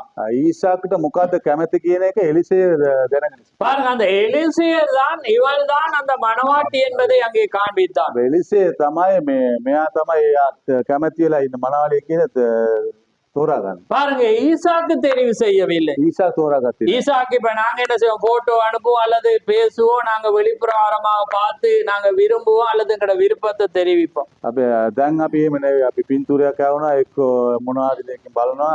එහෙම තමයි අපි තෝරාගන්නේ. அது நாங்க பார்த்து தெரிவு செய்யறதெல்லாம் என்ன செய்யும்? கொஞ்சத்துல நல்லா இருக்கும், பிறகு பாத்தீங்கன்னா அது நாங்க எதிர்பார்க்கிற மாதிரி இருக்க முடியாது. අපි බලලා කරලා තෝරාගන්න දේ ටික කාලේ ඇති ඊට පස්සේ අපි මේ බලාපොරොත්තු වෙන විදිහට තියෙන්නේ නැහැ. ஆனா தேவன் எதிர்பார்க்கிறதோ, தேவன் எதை விரும்புறானோ அதுவாக இருக்கிறதை அவர் எதிர்பார்த்தார். දෙවියන් වහන්සේ කෝකටද කැමති වෙලා ඉන්නේ ඒක එයා ඒ දේ ඒගොල්ලෝ තේරුම් අරගෙන තෝරාගත්තොත් ඒක ඒ විදියම තමයි ඒක. அப்ப அதனாலதான் அந்த ஆபிரகாம் என்ன செய்தானண்டா, அந்த உடைமைகள் அலங்கார பொருட்கள் எல்லாமே கொடுத்து அனுப்பினால், இதை யார் அங்கீகரிச்சு யார் உடுத்துறாளோ அவள் தான் என்னுடைய குமாரனுக்கு ஏற்றவனா இருக்கிறாள். ආබ්‍රහාම ඒ වගේම එයාගේ ඇඳුම් පැළඳුම් එයාට කියලා එයා දෙන්න තියෙන තෑගි භෝගි සියලු දේ යවනවා. මේක පැළඳ ගන්න එක්කෙනා කවුද? ඒක කැමැත්තෙන් පැළඳ ගන්න එක්කෙනා කවුද? එයා තමයි මගේ පුතාට මං අනුමත කරන මනාලි කියලා. பாருங்க, அவன் கொண்டு போன அவ்வளவும் அவளுக்கு கொடுத்தான், அவ்வளவுத்தை அவள் போட்டுதான் மணவாளனை சந்திக்க வந்தாள். හැබැයි සියලු පැළඳුම් එයා ලබාගෙන ඒ සියලු දේ ඇඳගෙන තමයි එයා බලන්න ඉන්නේ. அங்கே ஒவ்வொன்றையும் அவன் அலங்கரித்தான். තනිතනියෙන් එයා සියලු දේම එයා අලංකාර කරා. ஆனா அங்க ஆபிரகாம் அந்த கொடுக்க போற அலங்காரத்திலே හැබැයි ඒ අලංකාරය ආබ්‍රහාම් ලබා දෙනකොට அங்க லிப்டிக் கொடுக்கல, லிப்டிக் கொடுக்கல, ஐப்ரோ கொடுக்கல, மேக்கப் செட் கொடுக்கல, மிச்சம் எல்லாம் கொடுத்தா நான் அதை மட்டும் மறந்துட்டான். හැබැයි මේකප් බඩු ඒ වගේ දේවල් එයා දුන්නේ නැහැ. பாருங்க, இது எல்லாமே அவ போட்டுதான் என்ன செஞ்சா அங்க வந்தா. මේ ඔක්කොම පැළඳගෙන තමයි එයා එතන. ஏன்னா ஆபிரகாம் அதை கொடுக்க மாட்டான். ஆமே. ආමෙන්. ආබ්‍රහාම් ඒක ලබා දෙන්නේ නැහැ. பாருங்க, அதனால பாருங்க, அவன் ஒருபோதும் கண்ட இல்ல இவள ரெபேக்கால அவள் முக்காடிட்டு வந்தாள், இதோ உன்னுடைய மணவாளன் என்ற உங்களை இவையும் ஒருபோதும் அவனை கண்டில்ல, ஆனா அவனும் ஒருபோதும் கண்டில்ல. ஆனா ரெண்டும் அங்கே கனெக்ட் ஆகி, ஏண்டா அது கத்தரால் உண்டான காரியம். ඒ මනාලියාව මේගොල්ලෝ කැඳවගෙන එනකොට එයා මෙයාව දැකලත් නැහැ, මෙයා එයාගේ ඊසාක්ව දැකලත් නැහැ. හැබැයි ඒගොල්ලෝ කියන මෙන්න වාගේ මනාලිය කියලා රෙබෙකාට කියන රෙබෙකාට මෙන්න වාගේ මනමාලය කියලා. හැබැයි ඒ දෙන්න සතුටින් හම් වෙන්නට යනවා. ஆனா நம்முடைய தேவனுக்கு அந்த மணவாட்டிய தெரியும். ஆமே. හැබැයි අපේ දෙවියන් වහන්සේට එයාගේ මනාලිය ගන්න. ஆனா தேவன் அதுக்கு முன்பால ஆயத்தப்படுத்த ஒரு மனிதன் அவர் அனுப்பினார். හැබැයි දේවල්වලට කලින් සූදානම් කරන්න එක්කෙනෙක් இப்ப අපි இவருடைய செய்தி தான் அவளை என்ன செய்யுதுன்ற ஆயத்தப்படுது. இது தகுதியா, இது அவன் போடுறாவான்னு பாக்குறான். හැබැයි පණිවිඩය තමයි යනාගත වක්තුමා අපි මනාලිය දැසි කරන විදිය මෙයා මේ පැනද ගන්නවාද මෙයාට මේක හරිද මෙයාට ලස්සනයිද කියන එක බලන්න යාට. அன்னைக்கு ஆபிரகாம் அலங்கரிப்பான பொருட்களை கொடுத்திருந்தான். එදා ආබ්‍රහාම එයාට ලබා දී තිබුණ අලංකාර බඩු මුට්ටු. இன்னைக்கு தேவன் அலங்கரிப்பான வார்த்தையை தேவன் அனுப்பி இருக்கிறார். ඒ අලංකාර වචනේ අපිට අනාගත වක්තුමා තුලින් අපිට යවලා තියෙනවා. அத அவ மனவாட்டி அலங்கரிக்கிற வேளையில தான் அங்கே தேவனுக்கு தெரியும், அங்கே தேவன் அவளை அழைப்பார். ஏனென்றா இங்கே ரெண்டும் அங்கே வார்த்தை பொருந்தும். ஆமே. හැබැයි මේ වචනේ වලින් වචනේ තුලින් මේ මනාලිය තමන් අලංකාර කරගන්නකොට තමයි එයා බලා ගන්න හරි මෙයාට සියලු දේම හරි කිය ගැලපෙන කියලා. தேவன் யார் வார்த்தையோடு அங்கே இருக்கிறாங்களோ அவங்களோட தேவன் நினைவார். ආමේන්. වචනේ තුලින් කවුද ඉන්නේ? එයාත් එක්ක තමයි දෙන්නේ. அவர் அந்த அழகை மட்டும்தான் அவர் எதிர்பார்ப்பார். ඒ අලංකාර විතරයි එයා බලන්නේ. ஆனா நாங்க யாக்கோபு என்ன செஞ்சான் தெரியுமா? அவன் முதல் 7 வருஷம் ஒரு மனைவிக்காக வேலை செய்தான். ආබ්‍රහම යාකෝබු කියන්නේ පළවෙනි අවුරුදු 7ක එක භාර්යාව කෙනෙක් රස්සාව කරා. அவன் மாமாக்கார ஏமாத்தி அதை கொடுத்துட்டான். එයාගේ මාමණ්ඩිය රවටලා වෙන அப்ப அவன் சொன்னா, மாமா இது நான் எதிர்பார்த்த மனைவி இல்ல. එතකොට එයා කියනවා මෙයා මම බලාපොරොත්තු වෙච්ච ඉතිරිය නෙවෙයි මගේ භාර්යාව. நான் பார்த்தது அடுத்த மகளை. මම බලාපොරොත්තු වෙන්නේ අනිත් දුව. அதுக்கு பிறகு அப்ப 7 வருஷம் நீ வேலை செய்யணும்னு திரும்ப வேலை செய்யும். ආය අවුරුදු 7ක් ආයෙනම් එයා ලබා දෙන්නම් කියලා එයා අවුරුදු 7ක් பாருங்க, யாக்கோபுடைய விருப்பம். ඒක යාකෝබ්ගේ කැමැත්ත. ஆனா ஈசாக்குடைய விருப்பம் அதல்ல. හැබැයි ඊසාගේ කැමැත්ත என்ன கேட்ட வண்ணமாக என்னுடைய குணாதிசயத்தின்படி யார் இருக்கிறாளோ அவளே மணவாட்டி. ஆமே. හැබැයි ඊසා කියන්නේ මගේ කැමැත්තට කවුද සිටින්නේ? එයා තමයි මගේ භාර්යාව. அது நான் அல்ல, என்னுடைய ஊழியக்காரன் தெரிவு செய்யறதுதான் மணவாட்டியா இருக்கிறது. ஆமே. හැබැයි මම නෙවෙයි මගේ සේවකයා තෝරාගන්නේ කාවද? එයා තමයි මගේ මන. அதனாலதான் தேவன் இவரை முன்னால் அனுப்பி நான் மணவாட்டியை தெரிவு செய்ய. හැබැයි ඒක තමයි අපේ අනාගත වගතුමාව සියලු දේකට පෙර යවලා තියෙන්නේ. අපි තෝරගන්න. அதனாலதான் நாங்க அவருடைய அன்பை நாங்க நேசிக்கிறோம். அவரை எங்களுக்கு தெரியும். அதனாலதான் அவர் எங்களை நேசிக்கிறேன். நாங்க எங்க ஓடினாலும் அவர் நேசிக்கிறேன். என்னண்டா நாங்க அந்த வார்த்தைக்கு கீழ்ப்படுகிறோம். අපි කොහෙ ගියත් කොහොම හිටියත් එයාගේ ප්‍රේමය අපේ ලැබිලා තියෙන නිසා තමයි අපි ඒක. ஏன்னா அவருக்கு முன்னமே தெரியும் நாங்க தான் அவர் வந்து. හැබැයි එයාට කලින්ම දන්නවා අපි තමයි. அதனாலதான் நாங்க ஓடி போக வலிக்கிறோம். அவர் எங்களை தேடி வாரு. හැබැයි අපි පැනලා දුවන්න හදනවා ඒ වුණාට එයා ආපහු நாங்க பாவம் செய்யறோம், மன்னிக்கிறேன். ஏன்டா அவர் நாங்க தெரிவு செய்து. හැබැයි අපි පව් කරනවා ඒ සමාධියලා අපි ආපහු කැඳවනවා. ஏனென்றா அவருடைய வார்த்தையை நாங்க விசுவாசிப்போம், அவரை ஏற்றுக்கொள்கிறோம் என்பதை அவர் அறிந்திருக்கிறார். ආමේන්. හැබැයි අපි එයාව විශ්වාස කරනවා. එයාගේ වචනේ අපි අහුම්කම් දෙනවා කියන එක දැනගෙන සිටිනවා. ஆமென். அதனால கர்த்தர் தாமே உங்களை ஆசீர்வதிப்பாராக. දෙවියන් වහන්සේ ඔබ සියලු දෙනාම ආශිර්වාද இது ஒரு அழகான காரியம். ஆனா அந்த டிரான்ஸ்லேட்டர்க்குள்ள 1 மணித்தியாலம் அரை மணித்தியாலம் தான் மெசேஜ் வரும். හැබැයි මේ පරිවර්තන නිසා තමයි අපිට පැයක දේශනාව අපිට පැය භාගයක් එන්නේ. அப்ப அதனால நீங்க முழுமையா பெற்றிருப்பீங்களோ எனக்கு தெரியாது. හැබැයි ඔයගොල්ලෝ සම්පූර්ණ ලබාගෙන නැතිද කියලා මම කල්පනා කරනවා. ஆனா ஒரு கிறிஸ்தவ காரியமானது பாடு நிறைந்தது. හැබැයි ක්‍රිස්තියානි ජීවිතය කියන්නේ ගොඩක් කරදරයක්. அது வந்து நீங்க தெரிவு செய்ததல்ல, හැබැයි ඒක ඕගොල්ලෝ තෝරාගත්ත දෙයක්. தேவன் வைத்த பாதையாயிருக்கிறது. දෙවියන් වහන්සේ ඔයගොල්ලන්ට ලබා තියෙන මාර්ගය. ஏனென்றால் அது ஒவ்வொரு மனிதனுக்கும் ஒரு பாத்திரத்தை, ஒரு பாடத்தை அவன் வைத்திருக்கிறார். සියලු මිනිස්යාටම මොකක් හරි කරදරයක් යාදේ. அது வினோதமாக இருக்கும், வித்தியாசமாக இருக்கும். ஆனால் எல்லாமே நாங்க ஏற்றுக்கொண்டு, கர்த்தாவே நான் உண்மை எந்த பாடு வந்தாலும் நான் உண்மை பின்பற்ற விரும்புகிறேன் என்று சொல்லும் போது தேவன் அதை ஆசீர்வதிக்கிறவராய். හැබැයි එක එක්කෙනාට ඒක වෙනස් වෙන්න පුළුවන්. හැබැයි අපි ඒක පිළිගන අපි දෙවියන් වහන්සේගේ දේ අපි දැනගෙන අපි ඒකට යටත් වෙලා අපි ජීවත්. அதனாலே நாங்க வார்த்தையை விசுவாசிப்போம். ඒ වචනේ විශ්වාස කරමු. ஆண்டவரே நான் அதுக்கு தகுதி இல்லை, ஆனா நீர் என்ன மாற்றும் என்று அவர் உங்களை மாற்றுவார். දෙවියන් වහන්සේට අපි අපිට මේ අපිට අපි මේවට සුදුසු නෑ කියලා. හැබැයි එයා අපිට උදව් කරනවා. ஆமென். அவர் ஒருவரே எங்களை மாற்ற முடியும். එයා විතරයි අපි වෙනස් அந்த කරන්නේ. பரிசுத்த ஆவியினால மட்டும் எங்களை மாற்ற முடியும். ඒ සුද්ධාත්ම නාමයෙන් විතරයි ඒක පුළුවන්. அது வந்தாதான் நாங்க தெய்வீக அன்பை ஆழமான அன்பை பெற்றுக்கொள்ள முடியும். ඒ සුද්ධාත්ම නාමයෙන් ආවොත් විතරයි අපිට ජඹුරු අවංක ප්‍රේමය අපිට ලබා ගන්න. அதனாலதான் நாங்க அன்பை நாங்களும் பெற முடியும். நாங்க இன்னொருவருக்கும் அந்த அன்பை காண்பிக்க முடியும். ඒ ප්‍රේමය අපිටත් ලබා ගන්න පුළුවන්. අපි මේ ප්‍රේමය තව කෙනෙකුට පෙන්වන්නත් අපිට இல்லாத பட்சத்திலே நாங்க காண்பிக்கவே முடியாது. නැති වෙන වෙලාවට ඒක පෙන්වන්න බෑ. இந்த பூமியில எல்லாமே மாயம் உள்ளதா இருக்கிறது. මේ පොළොවේදී සියලු දේ මේ මායා ස්ථිර දෙයක් නැහැ. எதுவுமே திருப்தி செய்ய முடியாது. සිය සම්පූර්ණ කරන්න නැහැ. ஆனா திருப்தி செய்யக்கூடிய ஒரே ஒரு அன்பு தேவனுடைய அன்பா இருக்கிறது. හැබැයි අපි තෘප්තිමත් කරන්න පුළුවන් දෙවියන් වහන්සේගේ ප්‍රේමය විතරයි. அதனால எங்களுடைய பாதையை அவருக்காக திருப்புவோம். හැබැයි අපේ මාර්ගය අපි එයා වෙනින් අපි அவர் எங்களை வழி நடத்துவார். එයා අපි මඟ පෙන්වනවා. அதனால கர்த்தர் எங்களை ஆசீர்வதிப்பாராக. දෙවියන් වහන්සේ සියලු දෙනාම ආශිර්වාද நாங்கள் யாவரும் மலர்ந்திருந்து கண்களை කරනවා. යාත්‍රා කරන්න නැගිට. நன்றி ஆண்டவரே, ஆமென். நன்றி கர்த்தாவே, உமக்கு ஸ்தோத்திரம் ஆண்டவரே. சர்வவல்லவரே, கொடான கொடி ஸ்தோத்திரம் தேவாதி தேவனே, உமக்கு ஸ்தோத்திரம் ஆண்டவரே. அப்பா பிதாவே, உமக்கு ஸ்தோத்திரம் ஜீவனுள்ளவரே, உமக்கு ஸ்தோத்திரம் ஆண்டவரே. நேற்றும் இன்றும் மாறாதவரே, உமக்கு ஸ்தோத்திரம் ஸ்தோத்திரம் ஸ்தோத்திரம் ஆண்டவரே. ஹல்லேலூயா கர்த்தாவே, உமக்கு ஸ்தோத்திரம் ஸ்தோத்திரம் ஸ்தோத்திரம். மகா பரிசுத்தமுள்ள பிதாவே, இந்த மகிமையான இந்த நேரத்துக்காக உமக்கு ஸ்தோத்திரம். ஆம் கர்த்தாவே, இந்த மகிமையான இந்த நேரத்திலே ஆண்டவரே ஒரு அழகான ஒரு காரியத்தை ஆண்டவரே நாங்கள் தியானிக்கத்தக்கதாக நீர் எங்களோடு பேசின கிருபைக்காக உமக்கு ஸ்தோத்திரம். ஆம் கர்த்தாவே, உலகம் பார்க்கிற வண்ணமாக ஆண்டவரே நீர் பார்க்கிறதவன் அல்ல. உம்முடைய பார்வையோ வித்தியாசமான ஒன்றாயிருக்கிறது. கர்த்தாவே, எங்களுடைய வாழ்க்கையும் அந்த வண்ணமாக நாங்கள் வாழ வேண்டும் என்ற வாழ்க்கையை நீர் எதிர்க்கிறதவனாயிருக்கிறீர். நாங்கள் உமக்காக இப்படி நீர் ஆண்டவரே நாங்கள் வாழ வேண்டும் என்று விரும்பினீரோ அதே நீர் விரும்புகிறதவனாயிருக்கிறீர். அதனாலே தீர்க்கதரிசி தன்னுடைய வாழ்க்கையிலே கர்த்தாவே தோல்விகள் வருகிற வேளையிலே, ஜனங்கள் அதை ஏற்றுக்கொள்ளாமல் இருக்கிற வேளையிலே கர்த்தாவே அவர் வினோதமாக அதை சிந்தித்து வாழ வேண்டும் என்று விரும்புகிற வேளையிலே நீர் சொன்னீர், நீ அப்படி வாழுவாயானால் நீ தோல்வியை பெறுவாய் என்று சொன்னதை பார்க்கிறோம்.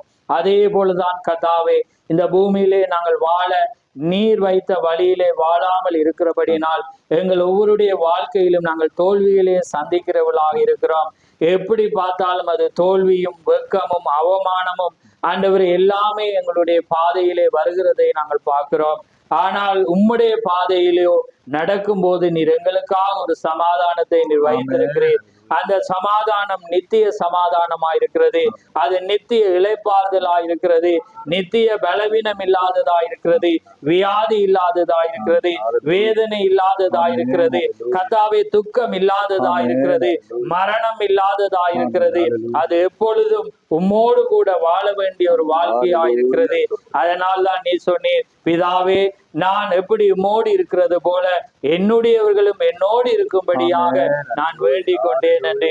அதனாலே ஆண்டவரே அந்த வண்ணமாக நீர் எங்கிருக்கிறீரோ அங்கே உம்முடையவர்கள் இருப்பார்கள் என்று வேதம் சொன்ன வண்ணமாக ஆண்டவரே உம்முடைய ஜனங்கள் அந்த பாதையை தெரிவு செய்ய நீர் கிருபை செய்யும்.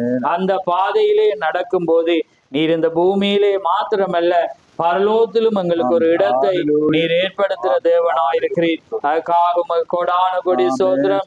கர்த்தாவே இந்த வேளை ஆசீர்வதியும். கர்த்தாவே இந்த செய்தியோ ஒரு கடினமிக்க செய்தி ஆண்டவரே, வெளியிலே அல்லது வெளியில் கேட்கிறவர்களுக்கோ இது ஒரு கதையை போல அல்லது இது ஒரு சரித்திரம் சொல்லுகிறது போல இருக்கலாம். ஆனால் சரித்திரமோ ஆண்டவரே அது அட்ராக்ஷன் கவர்ச்சியாய் மாறி கர்த்தாவே இன்றைக்கு அது ஜீவிக்கிறதை நாங்கள் பார்க்கிறோம். அதுவே செய்தியாயிருக்கிறது. அதுவே இந்த நாளிலே நாங்கள் காண்கிற காட்சியாயிருக்கிறது. கர்த்தாவே எதை கேள்விப்பட்டோமோ அதை இப்பொழுது காண்கிறோம் கர்த்தாவே. அதனால்தான் எதிர்பார்த்திருந்த ஜனங்கள் கேள்விப்பட்டதை வாசித்ததை அவர்கள் காணும் போது அங்கே ஒரு கவர்ச்சி உண்டாகி அது சரித்திரமாய் மாறினது போல கர்த்தாவே இன்னைக்கு சரித்திரமாகி இன்னைக்கு நாங்கள் வாழ்கிற காலத்திலே நாங்கள் அதை பார்த்து கொண்டிருக்கிறோம். அதனாலே கர்த்தாவே உம்மாலே தெரிந்து கொள்ளப்பட்ட ஜனங்களை நீர் காண்கிற தேவன். யார் கேட்பார்களோ கேட்க மாட்டார்களோ நாங்கள் அந்த பாதையிலே நடக்க வேண்டும் என்று நீர் விரும்புகிற தேவனாயிருக்கிறீர். அதனாலே கர்த்தாவே இந்த பாதையிலே நடக்க எங்களால் முடியாது. ஆனால் தகப்பனே, நீர் எங்கள் கரங்களை பிடித்து கர்த்தாவே ஆண்டவரே நீர் எங்களை நடத்தும்படியாக உம்முடைய பாதையிலே நாங்கள் வருகிறோம். நாங்கள் பிடிக்கிறதினாலே நாங்கள் இடையூறு வருகிற வேளையிலே உம்மை விடுகிறோம்.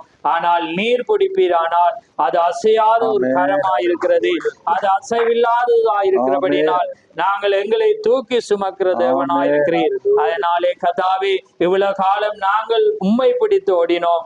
ஆனால் இன்று முதல் கர்த்தாவே இனிமேல் இந்த காலத்திலே நீர் எங்களை பிடிக்கும்படியாக நீர் எங்களை நடத்தும்படியாக கர்த்தாவே இந்த வேளையிலே நாங்கள் வந்திருக்கிறோம். அதனாலே கர்த்தாவே எங்களுடைய பலமோ எங்களுடைய சிந்தையோ எல்லாமே ஒளிந்து போகும் என்பதை நாங்கள் அறிந்திருக்கிறோம். ஆனால் உம்முடைய வார்த்தை அழியாது, அது சதா காலம் ஜீவிக்கும் என்பதை அறிந்திருக்கிறோம். அது என்றென்றும் யார் யார் அதை விசுவாசிக்கிறார்களோ அது நடக்கும் என்பதை நாங்கள் அறிந்திருக்கிறோம். அதனாலே கர்த்தாவே ஆண்டவரே, அனுதினமும் அன்றைக்கு மன்னாவை கொடுத்தது போல அனுதினமும் எங்களுக்கு புது அனுபவத்தை கொடுத்து கர்த்தாவே எங்களை நீர் வழி நடத்துகிற கிருபைக்காக உமக்கு ஸ்தோத்திரம். இந்த வேளை ஆசீர்வதியும், வந்த பிள்ளைகளை ஆசீர்வதியும். யாவையும் உம்முடைய கரத்திலே தாழ்த்தி இயேசு கிறிஸ்துவின் நாமத்தில் கேட்கிறோம். ஆமென், ஆமென். பரமண்டலத்தில் இருக்கிற பிதாவே, உம்முடைய நாமம் பரிசுத்தப்படுவதாக, உம்முடைய ராஜ்யம் வருவதாக, உம்முடைய சித்தம் பரலோகத்திலே செய்யப்படுவது போல பூலோகத்திலும் செய்யப்படுவதாக. எங்களுக்கு வேண்டிய ஆகாரத்தை இன்று எங்களுக்கு தாரும். எங்கள் கடனாளிகளை நாங்கள் மன்னிக்கிறது போல எங்கள் கடன்களை எங்களுக்கு மன்னியும். எங்களை சோதனைக்குட்படாமல் தீமென்று ரட்சித்துக் கொள்ளும். ராஜ்யமும் வல்லமையும் மகிமையும் என்றென்றைக்கும் உம்முடையவைகளே. ஆமென், ஆமென். என் ஆத்துமாவே கர்த்தரை ஸ்தோத்திரி, என் முழு உள்ளமே அவருடைய நாமத்தை ஸ்தோத்திரி. என் ஆத்துமாவே கர்த்தரை ஸ்தோத்திரி, அவர் செய்த சகல உபகாரங்களையும் மறவாதே. ஆமென், ஆமென். கர்த்தர் தாமே உங்கள் ஒவ்வொருவரையும் ஆசீர்வதிப்பாராக. ஆமென்.